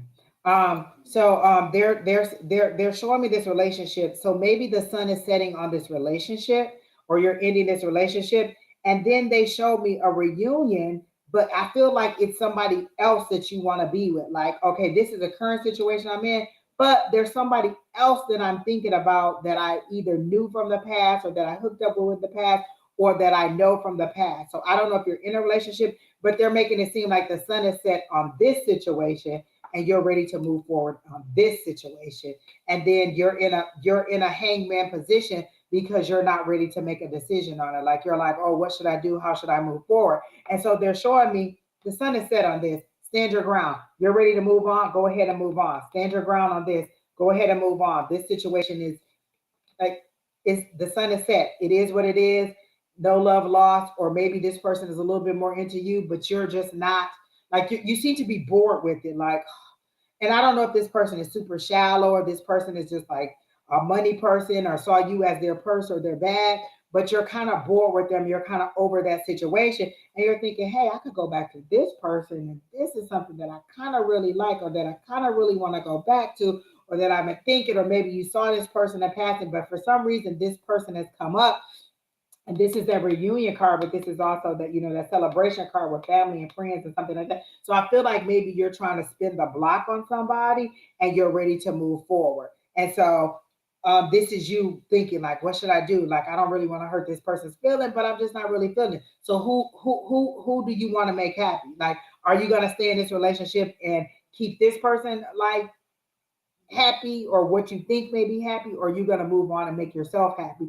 And this situation, I don't think that you're ever going to make this person happy, because they're always going to want something else. It's like say you are like, oh, you know what, I know she likes Starbucks. I'm gonna go get her a Starbucks or a latte or him or whatever. I'm gonna go get this Starbucks for this person. You bring it. I don't like vanilla. I like cinnamon. Why did you get whipped cream on it? Why'd you get this? Why'd you get that? So it's never good enough. Oh, I'm gonna go and get this person flowers. Why'd you get roses? I don't even like roses. They're not good for the earth. There's thorns on it. I would have like it's never enough. Whatever you would have done would have never been enough. And you're just like, oh my gosh, I'm trying to be this loving individual. I'm trying to fix the situation, but the sun has set on it. You need to move on. This is where you need to move forward. And this is something that's looking like something that I might want to at least explore, but I'm stuck here trying to figure out. So I'm just standing here like, dang, well, what should I do? And this could also be your higher power holding you there until you fully disconnect. We're not going to let you circle the block until you totally end this because we don't want it to be messy. We don't want you to bring this person into your situation. Let's go ahead, cut the line on this one, cut the cord on this one, and then we'll allow you to move forward. You're held in place until you decide what you want to do. So go ahead and move forward with how you want to do it. Okay. So that's how I got it for you. So I hope that helps. And I know you didn't ask for love, but that's how they presented it to me. Okay. All right, Miss Christina. Have a good night. It was glad. I'm glad that you were here.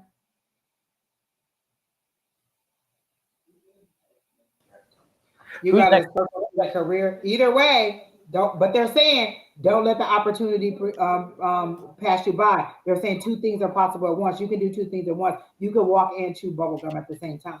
You don't have to do one or the other. You can do all three. You can end this relationship. You can move forward with your career, and you can circle back with this person because they may be the person to help motivate you and support you. Where this person didn't give a crap shoot about your career and how you were trying to move forward, this person may see it like, oh my gosh, that's a great idea. Let's see how we can move this forward. So don't negate one for the other or think that you have to do one at a time. You can do all of them. And kill this you can kill that relationship. You can move forward with this next one, and you can go ahead and start and circle back. So know about all of it. No, Get but her done. look for love, y'all see Miss Bonnie. I'm just saying this just came up organically. And look, I'm the Grim Reaper. Look at me. I ended this whole relationship. I don't know, Angie. Do I recognize this person? I don't know. I don't know this person here. This is like. Miss Bonnie, it's your energy. Leave the chat. It's you. You did it. I know Bonnie that did it to feeling you. that love juju on me. Bonnie That's did you it to sending you. it to me. Lord have mercy. Bonnie, you're having a bad effect on all of us.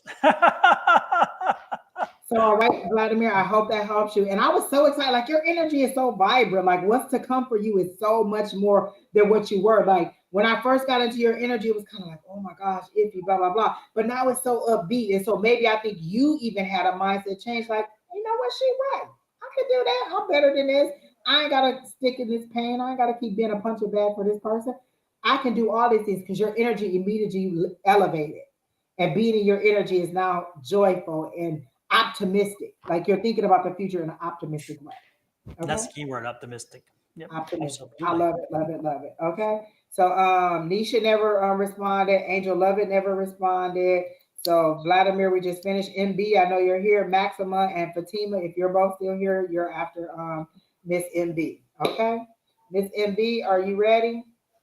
And I got an answer on your question a long time ago, Miss MB. You probably not gonna like it. And everybody loves your shirt, Don. Is it Oh, thank anything you. on it? Is it any right, or is it just, you know? There's a local guy who does the tie dye stuff, and so I was at the flea market, and he was there with the shirts, and I'm like, I've got to do it. And my spouse is like, really? I'm like, yes. I always have a tie dye shirt. I just got rid of my other one, so this is it. He's There you great. go. And this one is so like you can tell that it's new because it's vibrant, it's sticking out. Yeah. Everybody's like, hey, look at them colors. Hey, look at that shirt. Yep. See, visual. That's what we've been telling people all night. We see with our eye, we see everything. We're attracted with our eyes first. Hmm. If you can't pull us in visually, we may not even get to the taste, the smell, or the touch because we Exactly. didn't even see it visually. Yep. And I just lit my candle. Look at, I love this scent, sandalwood and myrrh. The combination of those two are amazing. It's so good. Yes, yes, yes. I can't wait for those candles that Miss JoJo is doing because I can just smell them. They smell really sweet. Like I can smell them already. The candles that JoJo is talking about, I can smell them now, and I'm like, oh, I can't wait to get one of those. I can smell it, and I feel like there's going to be like little sparklies in it and things like that. That kind of crackle and pop while they burn. I can't wait for it. I can see it right now. But And I Jojo, make sure said, that at least one or two of them are earthy because I love my earth. I love my earthy smells. I love the frankincense and myrrh combination. The listen, I dragon. remember walking into the store and I said, this candle smell like a man. And I bought it because it smelled like a man. So if you can give me a candle that smell like a man, I'm going to buy that too. That's earthy. Exactly. I want to know All if I'm right. on my right path in my journey. MB. And immediately when I saw that, I said no, because they said you need some crazy faith to move yourself forward. You have an idea that is so crazy that you need to launch, that you want to do by yourself, but you are so in this logical mind. I need to go to my 9 to 5. I need to work this money. I need to make this money. And you have an idea that is so radical, that is so innovative. It would be like the iPad coming out. That's how they're showing it to me. That's how innovative it is. This business idea or this perspective plan that you have is it's that radical, it's that necessary, but you don't have the confidence in yourself to get it out there. And they're saying, no, you're not on your right path because you're stuck in a 9 to 5, you're frustrated, your coworkers are not as smart as you are, and so you're always struggling either to prove yourself or to help them understand your thinking or how you got there, your mindset. And they're saying you this idea that you have is so much better than anything, and it'll set you up the way that you want to be, but you have to have the confidence in yourself to be able to move forward. And so they're saying, you know what the idea is, because I hear you saying, well, I don't know what she can talk about. They're saying, yes, it is. It's that crazy, that radical, that you know what it is, but you've already thrown it away. It would be like, oh, I think that people would like to have a keyless entry to get into their car. Who's going to want to have a remote that opens their car? Everybody's going to want to go to their car and put the key in there, and then they invented it, and it's the best thing ever. It's a convenience. It's something along those lines as it creates convenience, and it's so radical that you have to believe in yourself to do it and to move forward with it. And they're showing that is a split screen. You can still work this 9 to 5, but don't come home and don't work harder for somebody else than you do for yourself. Dedicate yourself to getting your thing out, getting your idea out, moving yourself forward. The one thing I said at the beginning of this live when I was talking to that other person, I want to do this personally. I dedicated 200 hours to doing this last year, in addition to working my full-time job and my part-time job, and still did an additional 200 hours of live streaming and trying to get myself out here because this is what I want to do. That's my bread and butter. That pays my bills. That makes my savings. That gets me to travel and do the things that I want to do or that I like to do or that I have to do, but this is what I want to do. And so I still have to stay dedicated to this until it explodes on the scene and gets me where I want to be. So don't work harder for somebody else than you work for yourself. Give them what they need, meet your goals and deadlines there, but what are you doing to get your idea out there? So you really have to give yourself that focus and motivation. Come back here all the time. I'm telling you, the people in this chat encourage you so much, you'll think that you can go out there and fly a plane tomorrow. You'll be like, I'm getting that cockpit and fly this plane tomorrow. They done already told me I can do it. I know I can do it. Look at how they done motivated me. You need this kind of encouragement, this kind of motivation. So come back often. One of us is on every single day, Sunday through Friday, one of us is on. The only day one of us is not on is on a Saturday. So make sure that you are subscribed to every last one of us so that you can go ahead and see one of us every single day. We're actually doing a readathon tomorrow from 6 a.m. all the way to 8 p.m. Everybody, every one of us, each one of us at a different time slot will be on here reading. You can see each one of us and you can go ahead and subscribe to it.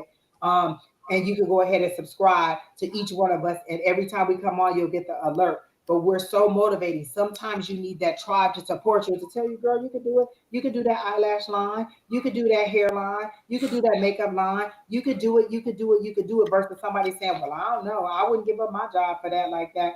Listen, remember Jeff Bezos? Remember where he started? Him and his wife just trucking them packages to the post office and sending them off until he got where he's at now. And it's millions of people that work. It's hundreds of thousands of people that work for him now. You know what I'm saying? So don't let somebody else discourage you because they wouldn't do it. They weren't giving the idea and intentions that you were giving. This is for you. And also stop telling everybody your ideas. You're gonna be mad as ever if you go out there and you see somebody doing what you're doing, like, wait, what? I told her about it and now she doing it, but she changed it to a different name and she tried to make it seem like something else. You stole my idea. There you go. And that's what they're saying.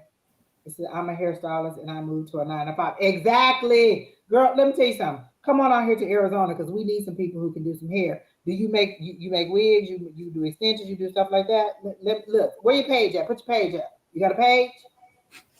You got an Instagram, you got a Facebook. I'm always looking for somebody to do hair, to buy hair, to do something about hair. So go ahead and put that up. And that's what I'm saying. Invest in yourself. The one lady who does, there's another lady I know. She just moved here. She has a 9 to 5, but when she get off from that 9 to 5, it's tax season. From 6 to 10 at night, she's doing taxes, and you can get an appointment at 6, 7, 8, 9, or 10, and she'll do it. And then the next morning, she starts all over again. I had somebody else who did here who worked full time, but and then the rest of the day they came home and did hair. I used to do hair like that. I used to do braids. I would work my 9 to 5, and then I would come home and do hair from like 5 until whenever time I finish that night, and then all day on Saturday and Sunday. Invest in yourself. That's what I'm saying. So that's what I got for you. Absolutely. But it sounds like you are definitely on the right track. So the most important thing is just put your head down and push through, because again, it starts and ends with you. Nobody else in the middle, nobody else to blame. It starts and ends with you. And I'm like Angie. If the energy's there and it's meant to be, it's gonna be. And Yeah. but but it is not assured if you don't put the work in. So again, even if we tell you, oh, you're be amazing success. Oh, we can tell you all this stuff. If you don't do the work, if you say, oh well, then I'm totally gonna be, I don't have to do anything. I'm gonna be successful. No, no. It doesn't work that She way. also has a product. Do you have some kind of something? There's something that you put on the hair or something that you do that is very, very good. Like there's something like I had a person, and it's what you would say is growing hands. You ever heard of that? It's growing hands. And so I've had people who she would do my hair. And so like I would go to her, she was the first person who I went to who actually would oil your scalp. Like most people watch, they just braid you up, sew your hair in, and she oiled my scalp. I was like, dang, it's different. This feel different. So when I would take my hair down after it had been up for a while, it would have grown. There's something about the way that you do your processes that people really, really enjoy. And so there's a product or there's something that you use that you could sell and you can make money off of. I've been trying to encourage my friend to do the same thing. She makes these turmeric pads, or facial cleansing pads that get rid of the dark circles under there. I'm waiting on her to send me my birthday package right now. I keep putting her all on blast on the internet. So by the time I get them, y'all be like, "Oh, look at your face going." I'm be like, "Yes," and this is her name. First thing I'm going to tell you to do is to create a website. Not even a website, a Facebook site. There's a lady who sells hair oils online that I saw today. $25 a bottle, and a bottle is about this big. Rosemary and fenugreek that she puts in there. $25 a bottle. You can get 3 bottles for 70 or 75. I think for like $70. And it's just stuff that she does at home. She shows you her in her house bottling the stuff, making the stuff. She doesn't show you all the ingredients, but she shows you this is me cooking it up. This is me putting the ingredients in. This is me labeling the bottles. And I'm just sitting there like, oh, that looks nice. That looks nice. So now I'm ready to click on her little link and go to her site and try to order something. Put all that stuff on there. We like to see what you're doing. Put the stop when you do somebody's hair, take a picture of it. Do a before and an after. This is what they came in looking like. You can cover their face. This is how they left. This is the process. This is the in between. This is me doing a tutorial on how to do this and that. It's not competition. It's you getting yourself out there and advertising. You are going to be very successful at it, and you can actually be a hairstylist to the stars if you actually, because you're into healthy hair. You're not so much into just, oh, let me just slap this glue on your hair. Let me just do this and do that. You're into healthy hair. You want to nurture people and make them self-sufficient. You're not afraid of telling them what products you use so that they can do it at home. It's not taking business away from you. It's them buying your products and nurturing their hair in between them sessions coming to you. And so I value you as my stylist because you help me at home. You don't just try to keep me coming to you. You also help me to be healthy at home. And so that's what they're saying. It, like she said, manifest, visualize. Do all of those things for yourself. So if you do nothing else this week, get a Facebook page, an Instagram page. You already on YouTube, get an Etsy, get all of that stuff set up, and then just start posting stuff. So people know, even if it's just you talking about healthy hair care tips, wrap your hair, get on there for 3 minutes, 1 minute, and give them a quick tip. Weekly hair care tip. weekly, this is how often you should trim your ends. This is what you can do. And then invite them to come to you. Do those things and attract those people. Before you know it, you'll have so many clients. You'll be like, wait, I can make this amount of money. Why am I working here? Set yourself up for success. Believe in yourself. You have not because you ask not. You haven't seen yourself successful, so you're not successful. See yourself that way. So that's what you'll get. So I hope that helps you out. But I was so excited to get into your energy because as soon as I saw your question, they were like, tell this young lady what she needs to do. So that's what I got for you. Talking about websites, my son just updated my website, and it should be live tomorrow. And I'm going to put it out to you guys. I'm going to show you two different images. They're both the same website, but there's a variation between one and the other. I'm drawn to both, but I'm going to let y'all have a determination on which one you like better. Okay, which image you like better. So here we go. And again, let us know. Hit me on the side. I'm not going to be offended at all by whatever you like or don't like. This is the first one. We'll call this one number 1. Can you see it? Wait, hold on. It makes me allow you to do it. Okay. Oh, I like that. So that's the homepage number 1. The earthy colors, I like that, Don. Yep. And then the next one, did it stop sharing? I think it did, right? It did. It stopped. Okay. And then the next one is this one. Same image, but with the logo is a little different if you notice. These are the two options. Wait, okay. I want to go back to the other one because I feel like the words are covering up the picture on this one. Can we go back to the other one? Yep. So this is number 2. Let me go back to number 1.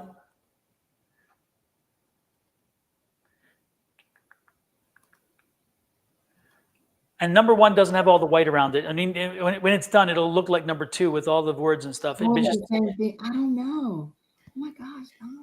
It's kind of hard, isn't it? Oh, what's the difference? Is the Sonoran a different color in the other? Yeah, this one, the Sonoran, is my regular logo on this one, but without anything in the background. And then if you look, my other Sonoran logo, which is more for the with the what do you call it? They voting anything. They voting right now.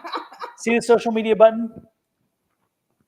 Oh, this one is so rich. I like this. It really pulls me in. It's so rich. Okay, I like this one. Me too. There's something about this image on this color. Sonoran, that pulls me in. Because it's kind of like a tree of life or something like that to me. Yes. Yeah.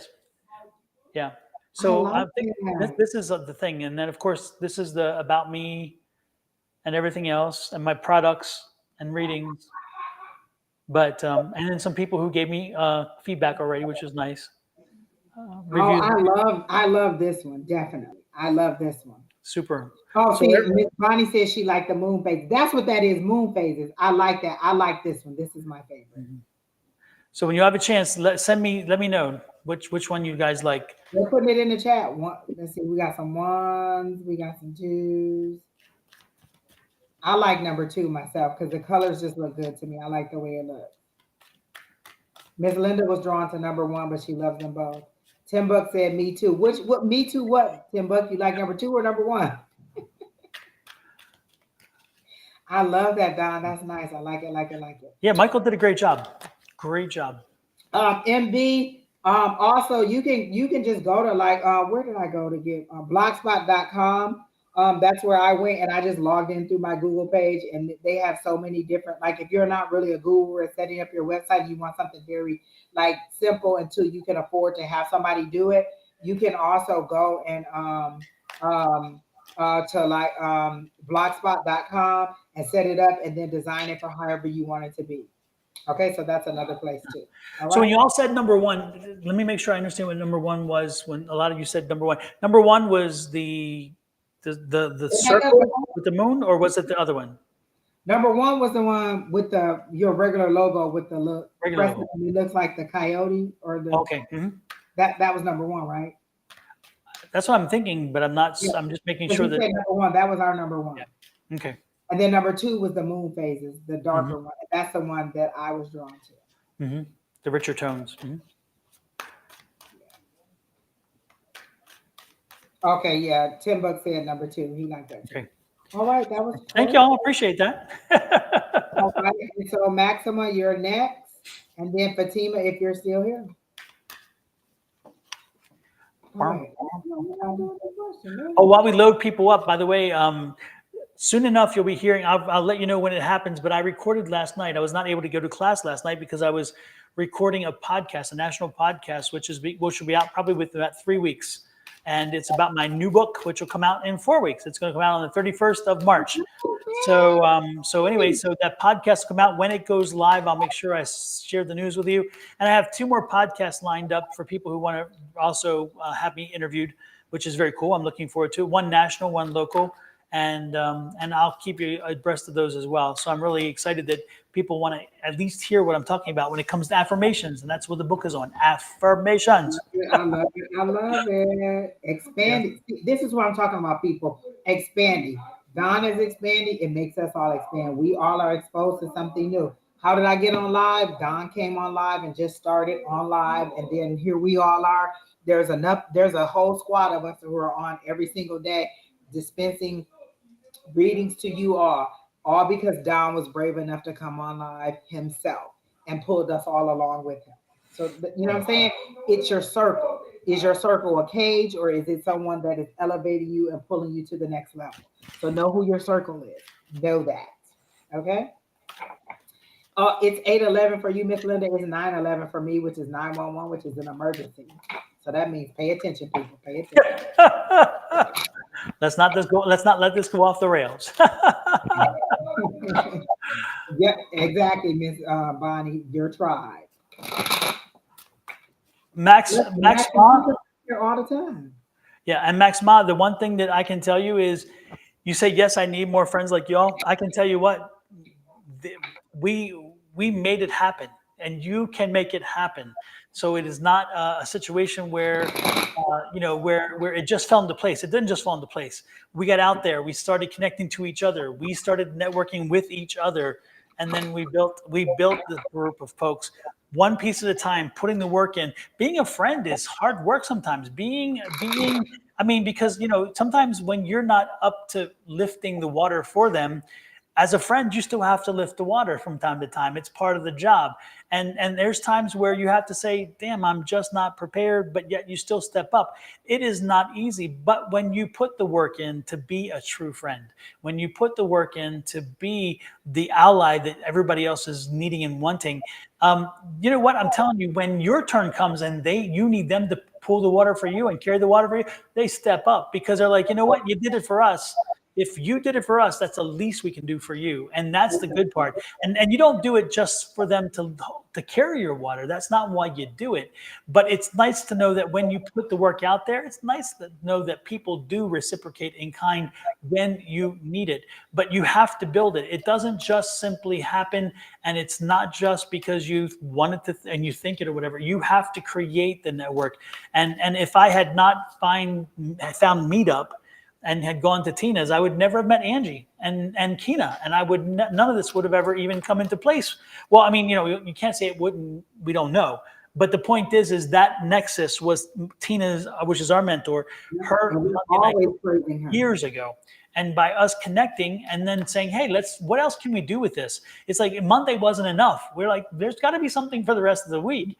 And that's where we stepped in. And then we realized, wow, during COVID, people were out and away and disconnected. And we're like, how can we connect?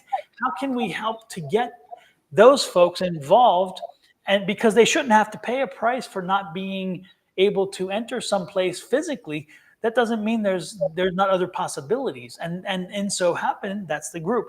And now it is across the nation and actually Well, across let's the say we world. got people across the world who come to Yes. class, to our class on Tuesday nights, which is free, by the way, where we all get in there on Tuesday night, 6 p.m. Mountain Standard Time till about 8 o'clock. And we just do this. We just get together. We motivate each other. We practice. We expand. We help each other to understand the things that we're seeing, the things that we're feeling, the things that we're experiencing. We talk about dreams. We talk about all kinds of projects that we're working on. We bounce stuff off of each other. We support each other in every single way that we can. We love it. And like Ms. Linda said, divine timing.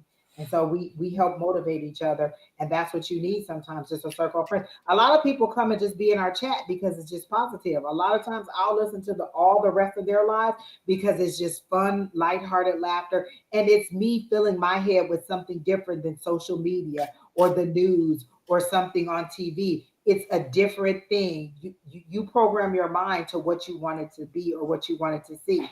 Affirmations, saw them, heard about them, but until I got into this circle of people, did I ever think that they could work for me? And now I listen. You couldn't tell me they don't work, but it's you feeding your mind something different. Yep. And again, you don't have to be in the same location to make it happen. Again, with us, a lot of our group members are not here in Arizona. They're all over, and yet they are family. They are family as And much then as we are. you asked about joining the class. This is how you join the class. You send an email to advice@sonoramystictarot.com. We add you to the list. It is a private link to that list, and that's how we send out the private link every Tuesday. It's a private Zoom meeting. It's not recorded. It's not live. It's not on here. It's our private session together to talk about wherever. And we get real in there. We help each other out. We're honest. We motivate each other. And so this is how you join in. We send you the link. You can come as often as you want. And did we say free? Did I say free? It's free. It's free. $3.99. You can come as often as you want. We do it every single week. We rarely miss a week. There's usually somebody who can facilitate every single week. If nobody's there, we do different exercises. We have different conversations.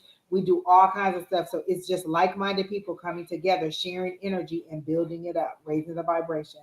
So feel free to go ahead and take that email address down, and then you just email and say, I want to come to Tuesday class. We add you to the email list. You get the link, and all you do is click on the Zoom link, and then you're in class.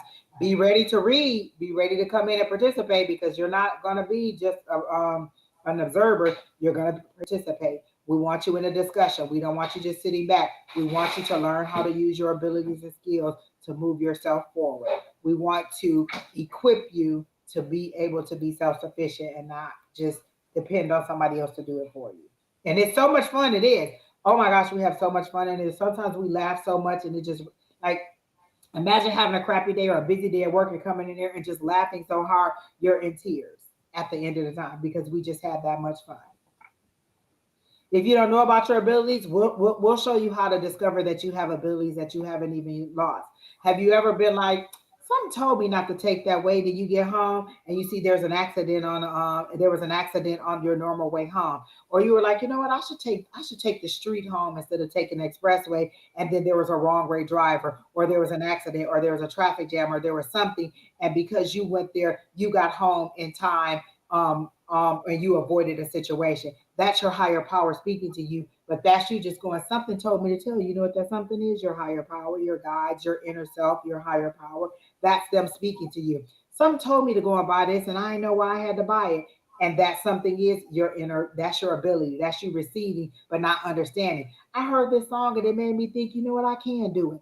That's your higher power connecting with you on so many different ways. Your higher power tries to reach you in so many different ways. Just do you recognize that that's what's happening? When you hear that voice, when you crave that food that your deceased loved one used to cook, that's them reaching out to you. Dang, I want that apple pie my grandmama used to make. I ain't had that in so long. That's your grandmother seeing the situation that you're in, trying to send you some love. Your higher power, your ancestors, your relatives, they all try to reach out to you. It's just you understanding and recognizing that that's what it is. Absolutely. So when you say that you'd like to have this, Oh, go ahead. I'm I was sorry. going to say, when you say you like to have the skills, we all have the skills. That's the message that Angie was trying to make clear to everybody, is that don't think that we're special. Don't think that we are somehow gifted something that everybody isn't. We are special, by the way. We are, but not with the We are a gifts. gift to the world. Exactly. When it comes to the gifts, the thing is we are all blessed. All of us are blessed with the gift to be able to connect and to embrace the energies and the information. It's only the work that you put in to help you open those corridors in your mind and in your body that sense, feel, touch, know, and again, a smell, whatever it is. Again, that it's opening up the corridors in the mind and letting that flow of energy go. And when that energy does flow, then you realize. So again, and we are born with it. A lot of times we're shut down. It's shut down for us by parents, by family, by religious leaders that says, "Oh no, you can't do that," or you're thinking you're crazy because you're talking to a spirit who is probably a spirit guide, and they're saying, you can't. These invisible friends aren't real. Whatever. Come on, give me a break. The reality, yeah, they are real for a lot of folks. And again, it is a gift that we all have. So you're not alone to think that hey, I don't have it, but I can tell you that you are alone in the fact that you are the limitation that keeps you from doing it. So you can do it. You just have to start embracing the fact that you can, and then learning how to quiet the mind to make it happen. That's all. And another thing I was going to say is your dreams. That is your higher power speaking to you too. They're not random. Sometimes your dreams are they're telling you something that's going to happen. They're telling you how to get out of a situation, how to deal with a situation. All those things are your higher power speaking to you. All those things matter. It's just you being able to recognize it and be like, oh, that's what that means, you know, and being able to piece it together and understand what it means. That's all. Exactly. All right, so Maxima, let's see, you said what is coming up with the career, please, feeling a bit stuck in my current job. Okay, let's see what we got for you.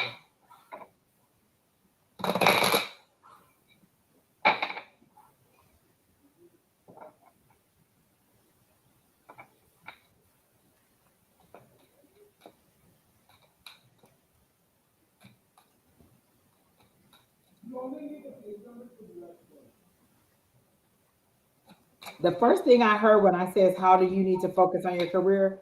Or no, what's for you for your career? They say it's your focus factor. So they show me you have a whole bunch of work that you need to do, and you're sitting there making sure the paper clips are lined up correctly. That's insignificant. Your focus is on something that doesn't matter. You're doing the minimum instead of the maximum. Because I heard the max for the minimum. You're doing something that has no. It doesn't matter if these paper clips are lined up. It doesn't matter if your desk everything is at a right angle at your desk. You need to be focusing on this, and this is you not not focusing on what you need to do in order to move yourself forward to get what you feel like is accomplished. You're already defeating yourself before you actually get to working on it. Oh, I have 30 emails I have to go through.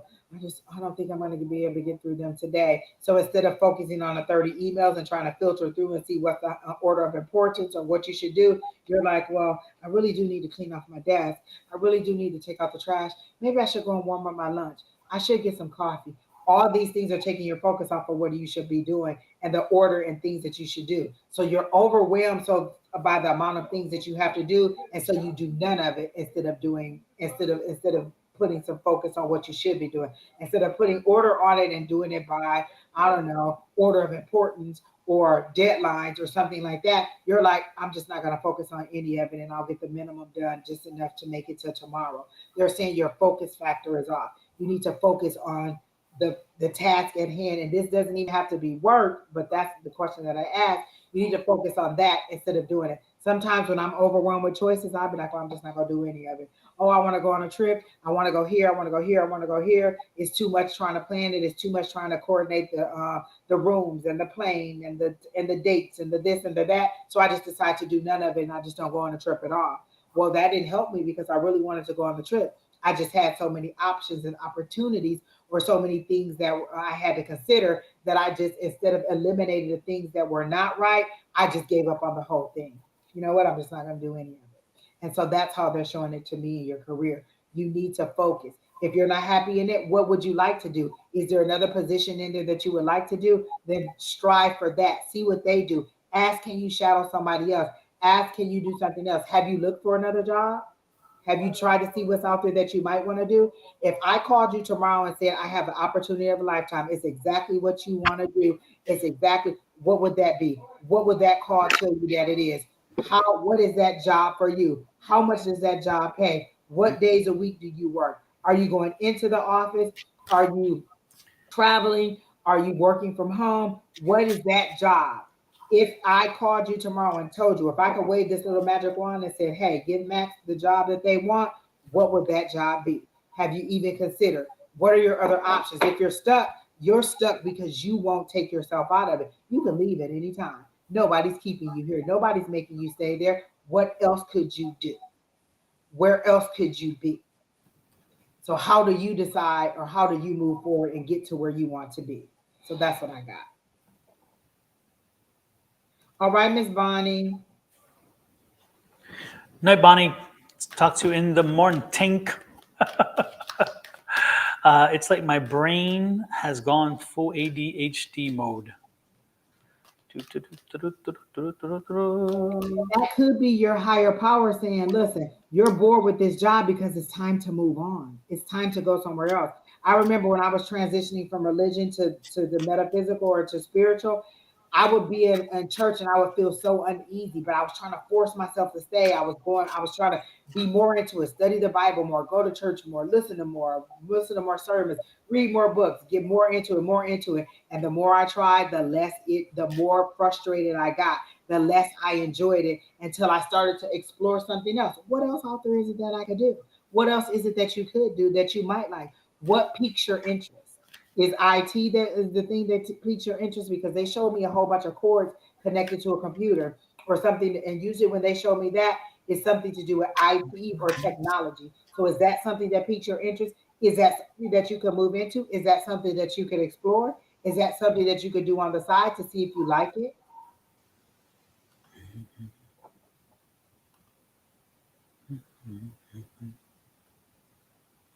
I mean, there was no yield. Oh, you never got a job or whatever. So you decide. Do you? Am I going to leave this job or am I going to stay?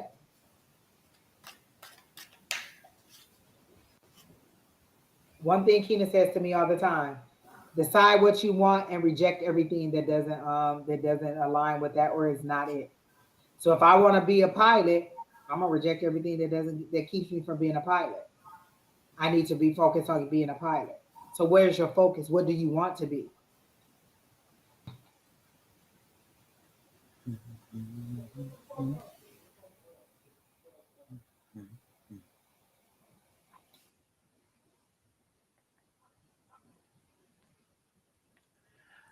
I ain't got much more to offer. I think Max pretty much. I think you covered a lot of territory. And Max, I think you need to replay this, because I think there are some gems that are in there that you may have missed that Angie was bringing to your attention. So I would suggest that you replay this when you get done. We're at the 3 hours and 12 minute mark. You probably started at 3 hours mark. Go back and play this, Max, because I think that to get all of the information, what happens and I'm not saying this is for sure happened to you, but what I will tell you often happens is while somebody's reading for us, we get caught in a moment on something they said. We're processing it as they're moving forward, and then we catch back in and we've missed something. And I think that, yes, so I think that Angie has given you some really great information that needs to be taken as a totality of the information, not as individual snippets. So I would strongly suggest you go back and start about the 3 hour mark. It may be a little sooner, a little later, and watch this again, because there is a lot of great information packed in Angie's words, and you need to listen to them all. So it's going to take you at least one or two more times to really get the full gist of what she's saying. Not only the full gist, but take the specifics. She gave you specifics. She gave you homework. You got homework. And they're also showing me like a ceiling on you, and the ceiling is squishing you down. So do you feel like you're being decreased or minimized or pushed back? Like you don't feel like you're moving forward or you're rising. You feel like you're being crushed down and made less and less and less. Like I did this in college. I did this then. Like you feel like you're being pushed down. So this is how they show me. This is your ceiling, and it's pushing you down and down and down. And it's making you less instead of building you up.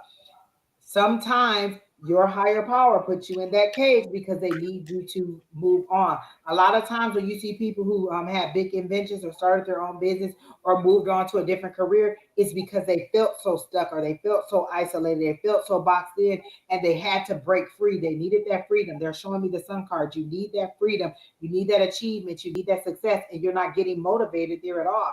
You've run the line there. Maybe you need to go. My manager was the best at telling us, get your resume up. The company is thinking about itself. There's no more moving up. It was us, and then it was her, and then there was no moving up. Well, I'm either trying to push her out and become her, or I need to go into a different department. So if there's no room to rise, there's no level up, there's nowhere to move, then you either need to leave that company or you need to find a different department to go to. You don't have to stay there. If there's no promotion opportunity, there's no next level up, there's no opportunity to become something else, leave. Who's making you stay there? You said I'm stuck. Why are you stuck? Because you're keeping yourself there? Are you chained to the desk?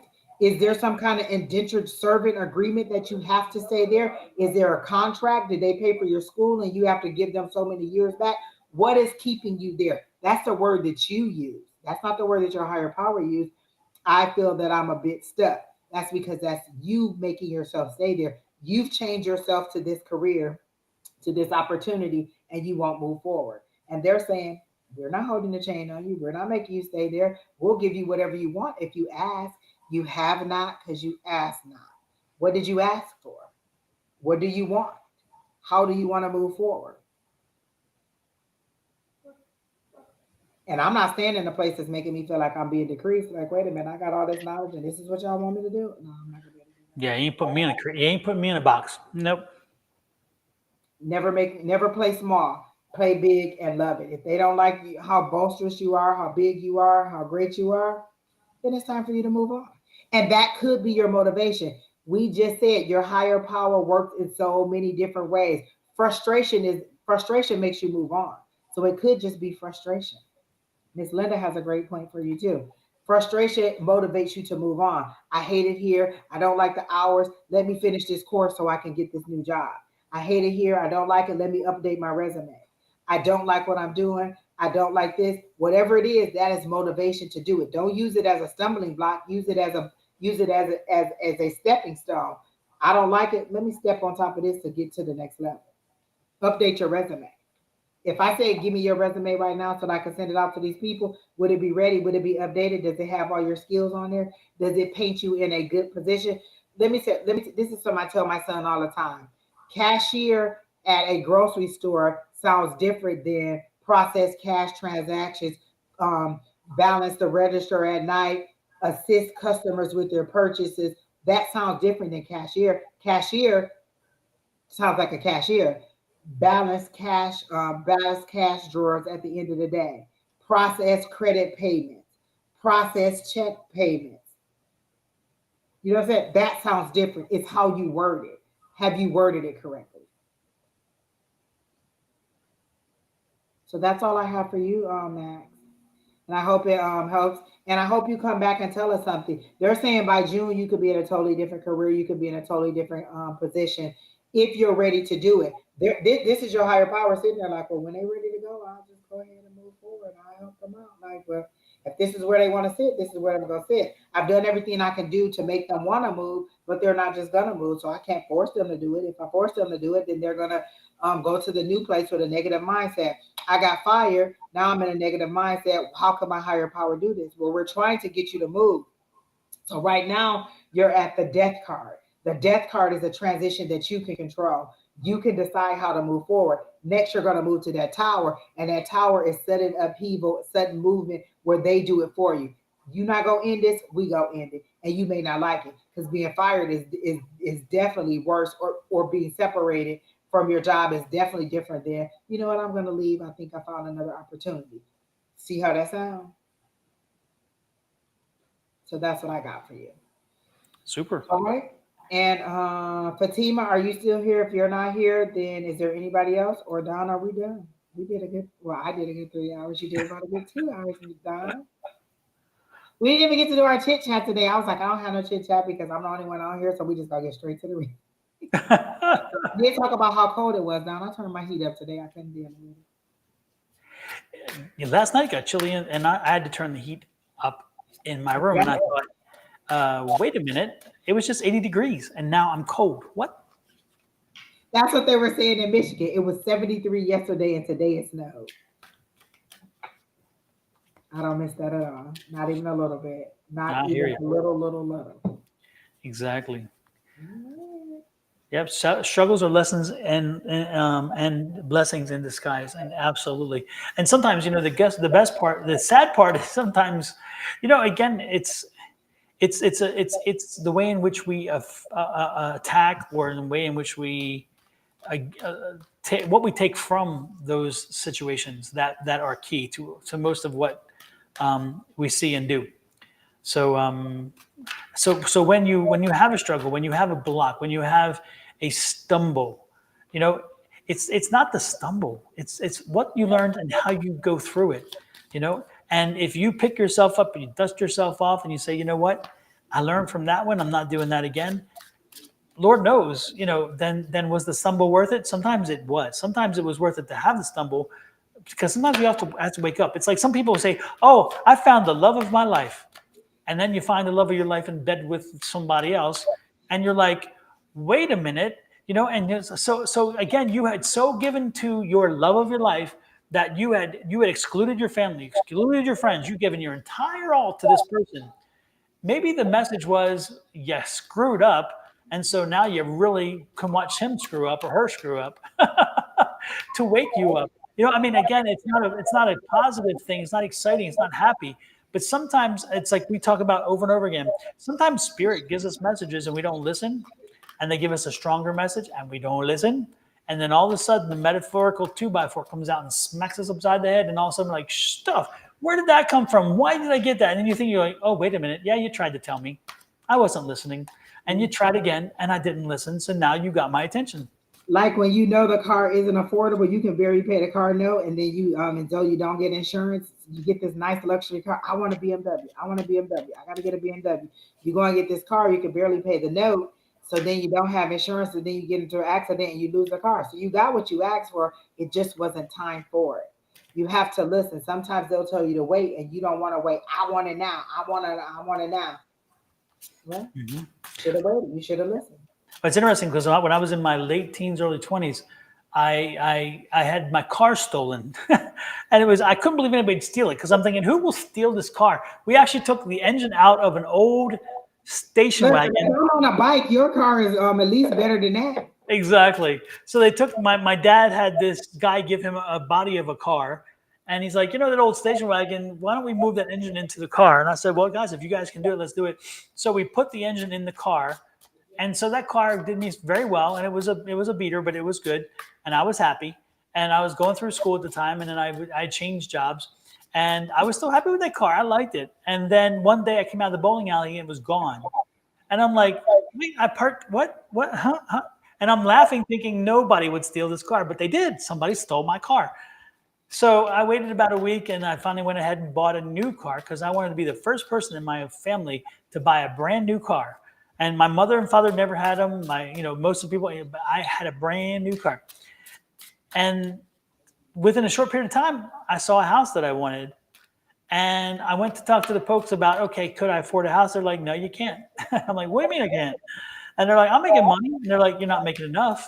And they said, you got to adjust. If you can't make more money, then you have to decrease your debts. And guess what you got to do? Well, I got rid of my car. And it's interesting. I got rid of that status symbol of a car, because I like, you know what? I wanted a house. I wanted that. And it's interesting. Again, as I was looking for the car, Spirit was sending little messages along the way. They're like, yeah, we had the car stolen. I mean, that's happened. But are you getting a little bit, is that too much, And I'm like, no, I can afford it. I can do whatever. I'll cut whatever else, And so the message finally came. It's like, you know what? You have to pick, and I'm going to let you pick. And they did. And I bought that house and then never moved in, because my brother came back from Germany and needed a place to stay. So I let him rent my place. That started my life in rental properties. So again, Spirit had a way of navigating me. They structured a lane for me, and they laid out little roadblocks from time to time. Said, don't get too off track. The car is not the important thing. Your career in real estate is going to serve you well in the future. So I'm going to throw a roadblock here and make you make a choice, because if you really want your future to come the way it was supposed to be, this is what I'm going to do. And it did. Again, I made the right choice because I knew my path and I was in tune with my path, and I did just that. So I sold my car, bought a beater, back to the beater, and bought a property, and then became a landlord. And from that point on, I bought more properties, more landlord properties. And again, as most of you know, about 2 years ago, year and a half, 2 years ago, I sold over 100 properties over time, and decided that, I'm done with Texas and my properties, in that sense. So folks, I'm telling you, Spirit has a strange way. We don't know why sometimes we're being guided.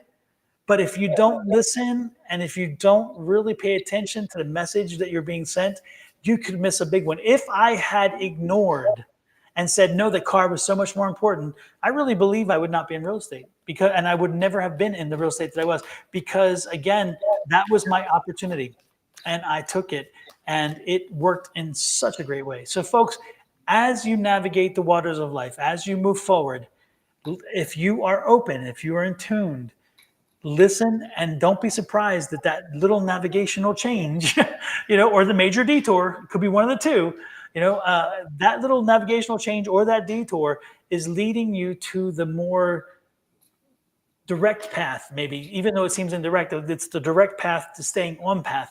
And if you're on your path, life is a lot easier, I believe, because again, you're not fighting against the energies. And ultimately, again, I'm prime example. I'm a prime example that I really did try to work with Spirit. And there are times where I get off path, and they're like, yeah, I got to nudge you back. Got to pull you back. You got to do this. Got to do that. So listen and learn. Listen and learn. Exactly. Everything. Listen, we got some years up here. We done been stuff. We not telling you nothing wrong. We not telling you, if this here wasn't on top, you could see that salt and pepper underneath.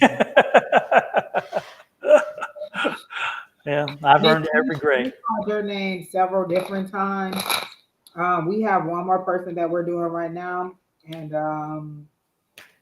then we're done. But I'm getting, for your question, for will you work in March, I gotta know it won't be until June. You're having some struggles right now, some relationship struggles, and I just don't think that you will work until June. June keeps coming up. That's a change of like an equinox or something. Is that in June? I don't know. Like the summer equinox?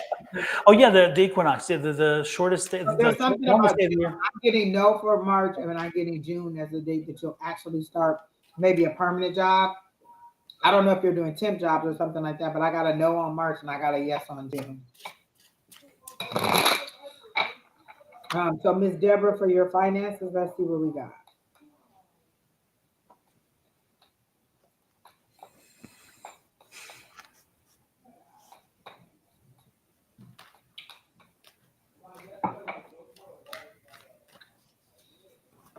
I don't know why they're showing me rice pudding, Miss Deborah. Because they showed me pouring into something else and then it turned into rice pudding. So let me see why they're showing me this rice pudding.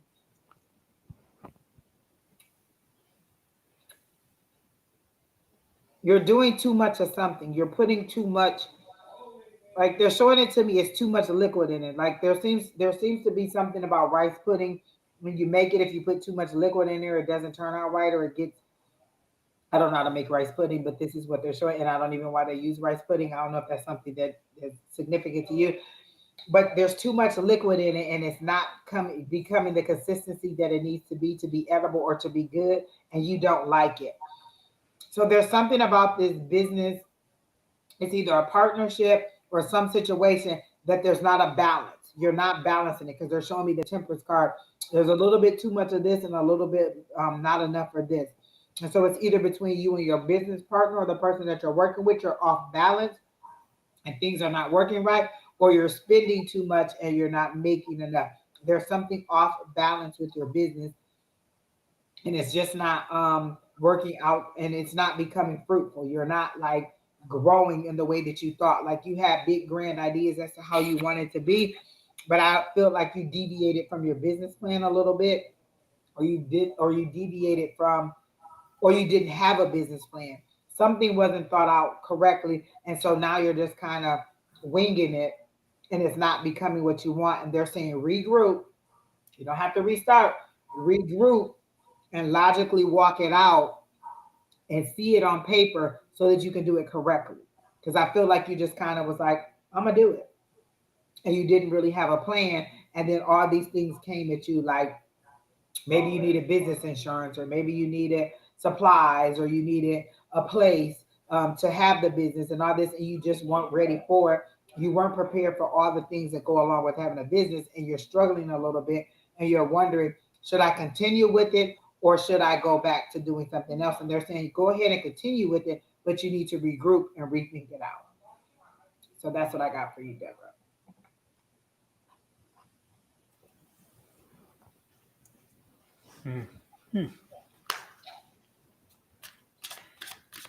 I don't know.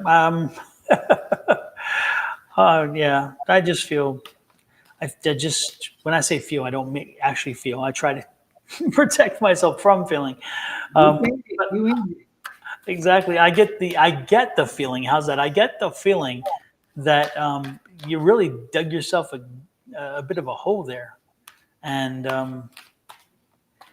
and are you? I mean, are you? You seems like you're adverse to listening to. You asked for advice, but I feel like you're adverse to listening to it. I Um, get that this person isn't an expert and they got into something that they didn't know much about, or they yeah, weren't and very versed in. yeah, and yet they've talked to other people who've given advice, and they don't. They tend to you tend to again you tend to not listen. You tend to think, oh well, I know better or whatever. And there's a reason why some people have been in business a long time, because they understand flows and cycles and things like that. And unfortunately, the business that you're in is a business that is not as in high demand as it was about 10 years ago. These days, nobody wants more antique stuff. They are looking toward things that look antique-ish but are new. And because they want durable, they want to last, they want value for the dollar. They don't care about old and antiques as much. And so you're in a cycle where if you had not, when you are already established and you are already have a client network and you have a line designers lined up to help sell your products, you're good. But I think that that's not where your cycle is, and so I think you are out of sync with your cycle.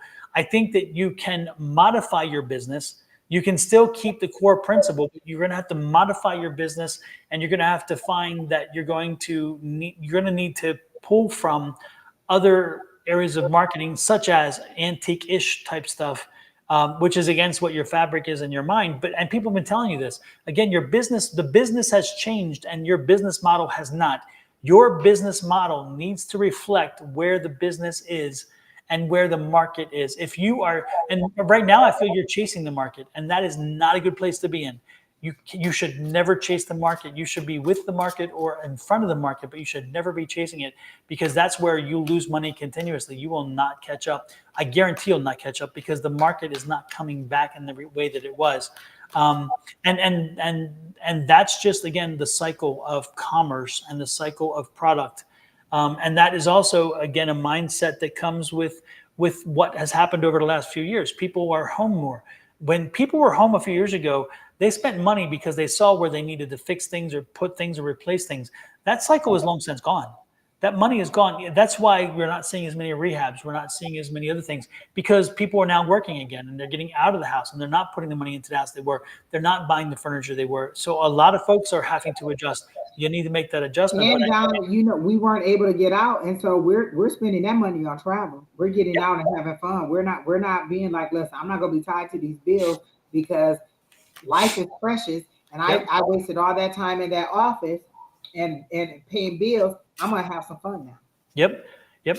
And so it's super. Yeah, I think that, again, there's been a shift in the marketplace, and you're going to have to be, again, you're going to have to figure out, you're going to have to be talking to a lot of folks, figuring out where the market already is headed and where you can get in front of it. And part of that's going to take like a bit of a crystal ball, because you're going to have to guess. Nobody knows where the market's going. You can take a guess and think where it may go. But one of the ways to do it is by looking at what the trends are. Pick an audience, pick a demographic, then look at the trends. One of the best ways to look at trends is Pinterest and TikTok, because TikTok changes instantaneous. I mean, people change. TikTok is, of all of the different social medias that I see, TikTok is the quickest to adapt change, and you'll see it because everybody's putting up their own pictures and images and whatever else, and so you can see how quickly things are changing. Tastes change like overnight. It's amazing. Like this mug, this Stanley thing. Yeti was so big, and all of a sudden Stanley's everywhere on TikTok. And guess what? Now people wait in line to pay $45 for a Stanley that people used to pay $10 for, because it has a nice color pattern. Again, if you were not watching TikTok, you were surprised when all of a sudden you saw on the Today Show or whatever about Stanley and the Stanley Cups. You're thinking, wait a minute, what did I miss? You missed it because you weren't looking in the right places to look. And so if you're in the marketplace, if you're putting your ideas out there, if you're putting your money on the line for buying products, you need to be up to the market or in front of the market and looking what's happening. I would be looking at social media. The people on TV, the TV advertisements the market's already passed you. When it's advertising on TV, you've already missed the market because it is long since gone. Again, social media there's a reason why a lot of money flows there, because it is letting you know what is happening now. Marketing campaigns take months to put into place. On social media, nah. Give it to an influencer. Let them take it on right there, and they do. So keep that in mind. If I were you, I'd be looking at that. I'd be looking at social media platforms, finding what's happening now, what's current, and then thinking about what would that mean in about a month or two. Where could that go, and try to be in front of the marketplace. Again, you're kind of on the backside of a marketplace. A market's like that's my. And you know what else they're showing me, Don, is this person wasn't ready to adapt. The market changed, you had to be ready to change. And the idea that they're showing me is Post-it. Post-it came about because of a company, I think, that was like doing a glue or some kind of sticky stuff, and it wasn't quite sticky enough to do what they wanted to do. And that's how Post-it was created. They adapted to a situation that ultimately was a failure. It was a failure. It wasn't what they wanted it to be. Whatever it was supposed to be, it wasn't. But, this is what we got. Look, this is something new. Post-its are everywhere. Everybody loves a Post-it. And so are you ready to adapt and change? If Antique isn't doing it, what else could you be doing? What else could you sell? What else could you go to? Like a lot of people, like when the pandemic happened, everybody had to change on a dime. We had to go to virtual learning, virtual meetings, virtual this, being in our home, doing this, doing that. We had to be able to adapt. Are you ready to adapt? So many businesses had to be able to have outside seating, had to have only where you could come and walk up to the window and get stuff and not come in because they were no longer in seating. Are you ready to adapt? How can you adapt to the changes? What are trends that are having? You're saying recycle and reuse, and the sale and supply and demand is gone. How do you finish how do you finish that without getting it to be to be something that is in demand now?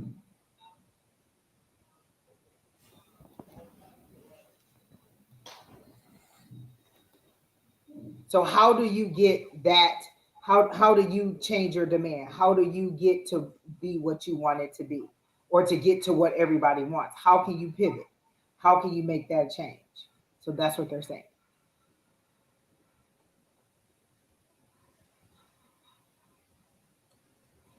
Angie, we have a little visitor. I'm trying to find them. I'm trying to block them. And I can't find them, but they say they're paired, which tells them it should be me, but it's not on me. So I don't know what's happening there. I don't know. I'm blocking them on YouTube. Crazy, right? And I also blocked them on Restream. Yeah.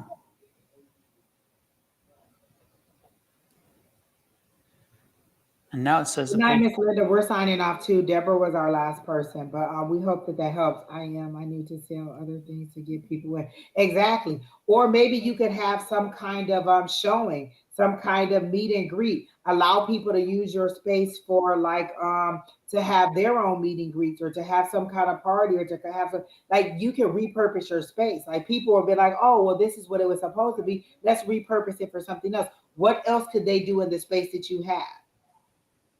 What else could you repurpose that space to be? What other kind of events or things could you do there? Could you rent the furniture out and allow somebody to use it and bring it back? Could you use it? Could you use it to stage for other places that you're selling? Because people use it as staging furniture. Could it be, do you have a social media presence? Is it on social media? Do people know? How do people know what you have? How you repurpose them? You said recycle and reuse. We love to see somebody taking an old piece of something that they found on a curb and refurbishing it and making it new, and then saying, come on down, this is for sale.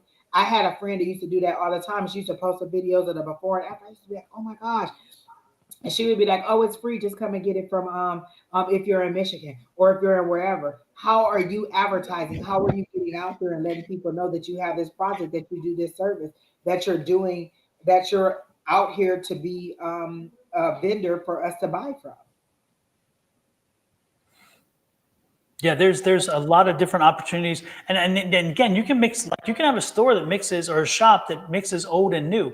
You don't have to have all old. You can antiques. You can mix it and show people how you can highlight how they can marry each other very well, the old versus the new.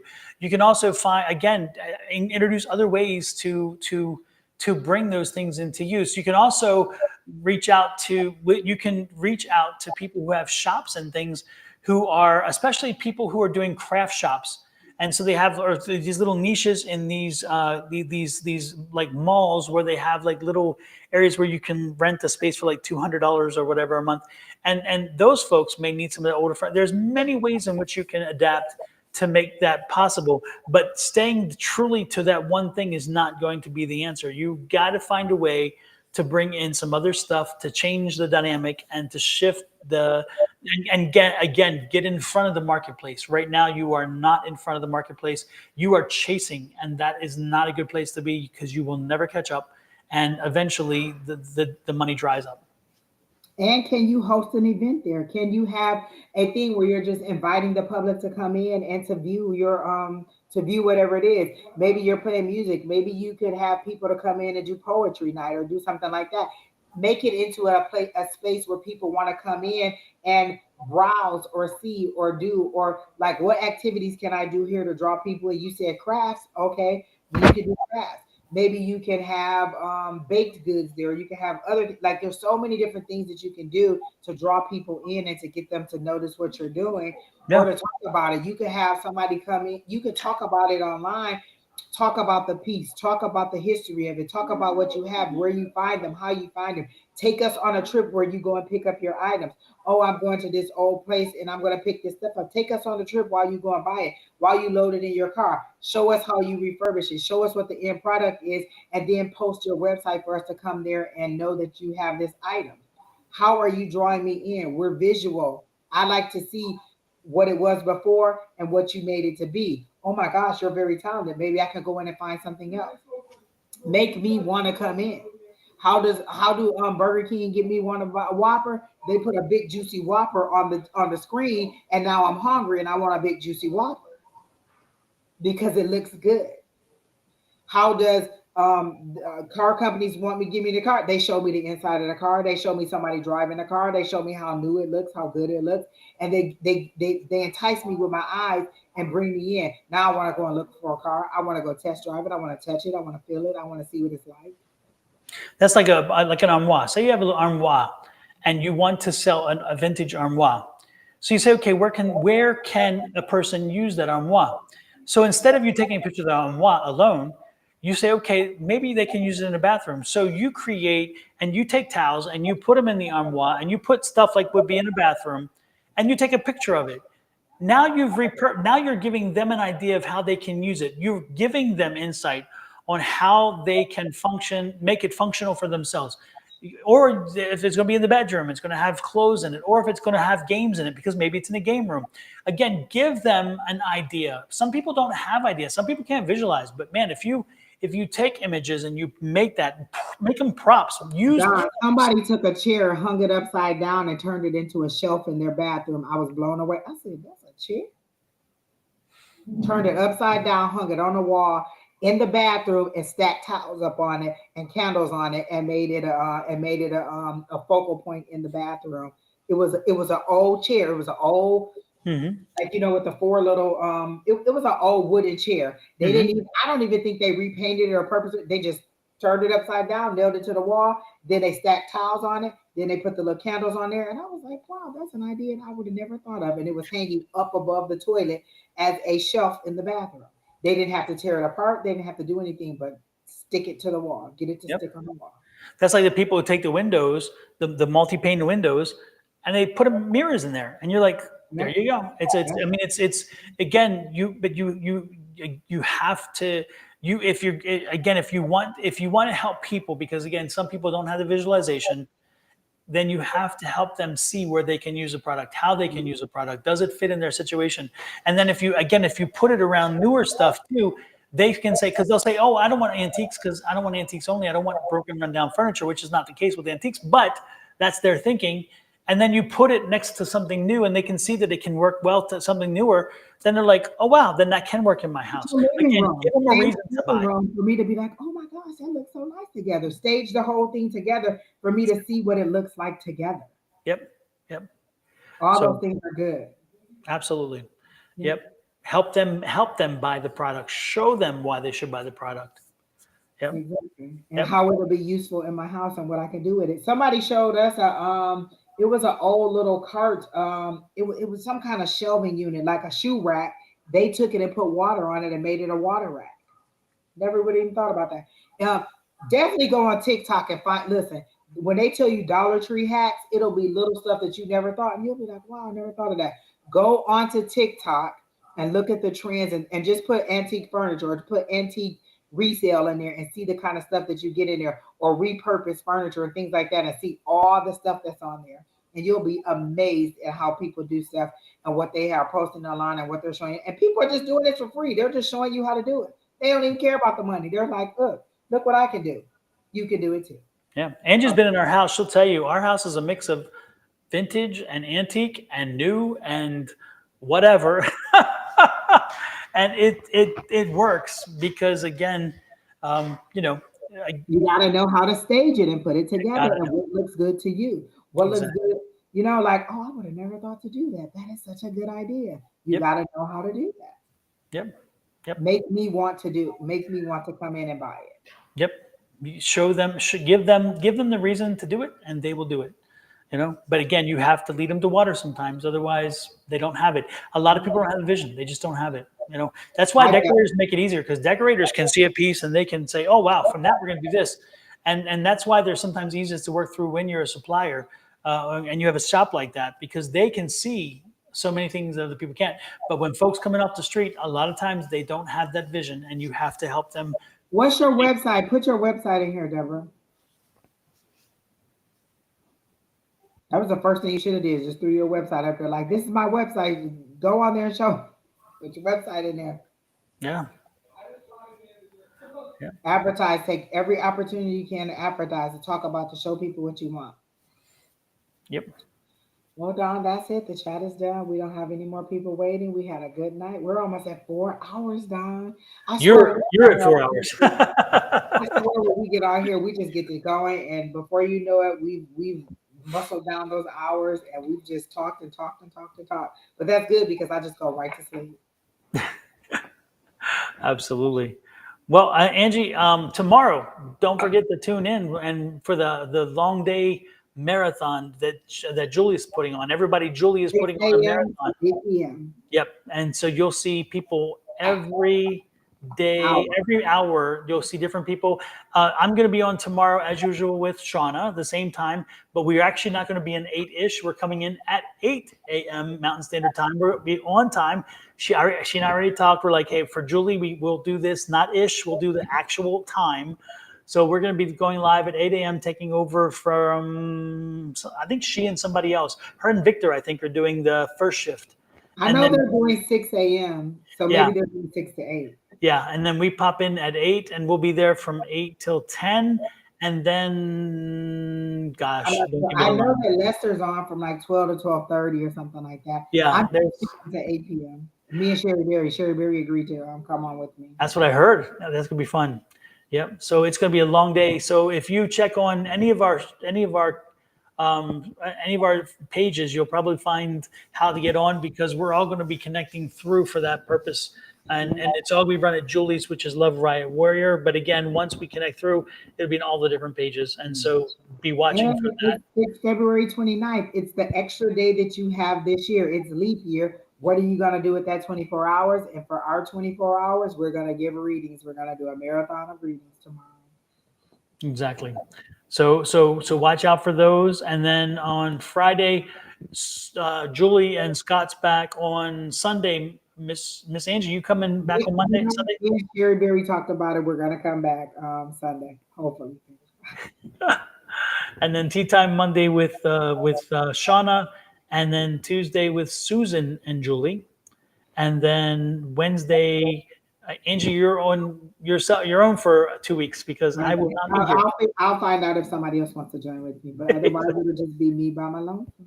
Yeah, so you won't be seeing me for about 2 more weeks after this because I'm going to be flying. And, it's a good old time. Don, have you ever been to the Grand Canyon? I have. We're going. I've been here 16 years and I've never been to the Grand Canyon. So this year we're going with our travel group. And I'm like, oh my gosh! When are you going? We're going in March 16th, the day before Brenda's birthday. We're going. It's a we're all riding up. They got the bus. We're gonna ride up there. We're doing a 2-hour tour, and then we're gonna come back and have lunch. Wear a jacket or a sweater because even though it's warmer down here, I promise you it's always colder up there. Well, now, I don't play. I have my little pack already. My gloves. I got gloves. I got the little earmuff thing. I'm always ready. What you're not gonna catch me is being cold. Exactly, because and it will be chilly. It will be chilly up there. But it is nice to see. You're going to the south side, the South Rim, I'm guessing? I don't know. Probably by El Tovar. I didn't even check. I was just like, oh, we're going to the Grand Canyon. I don't have to drive. Let's go.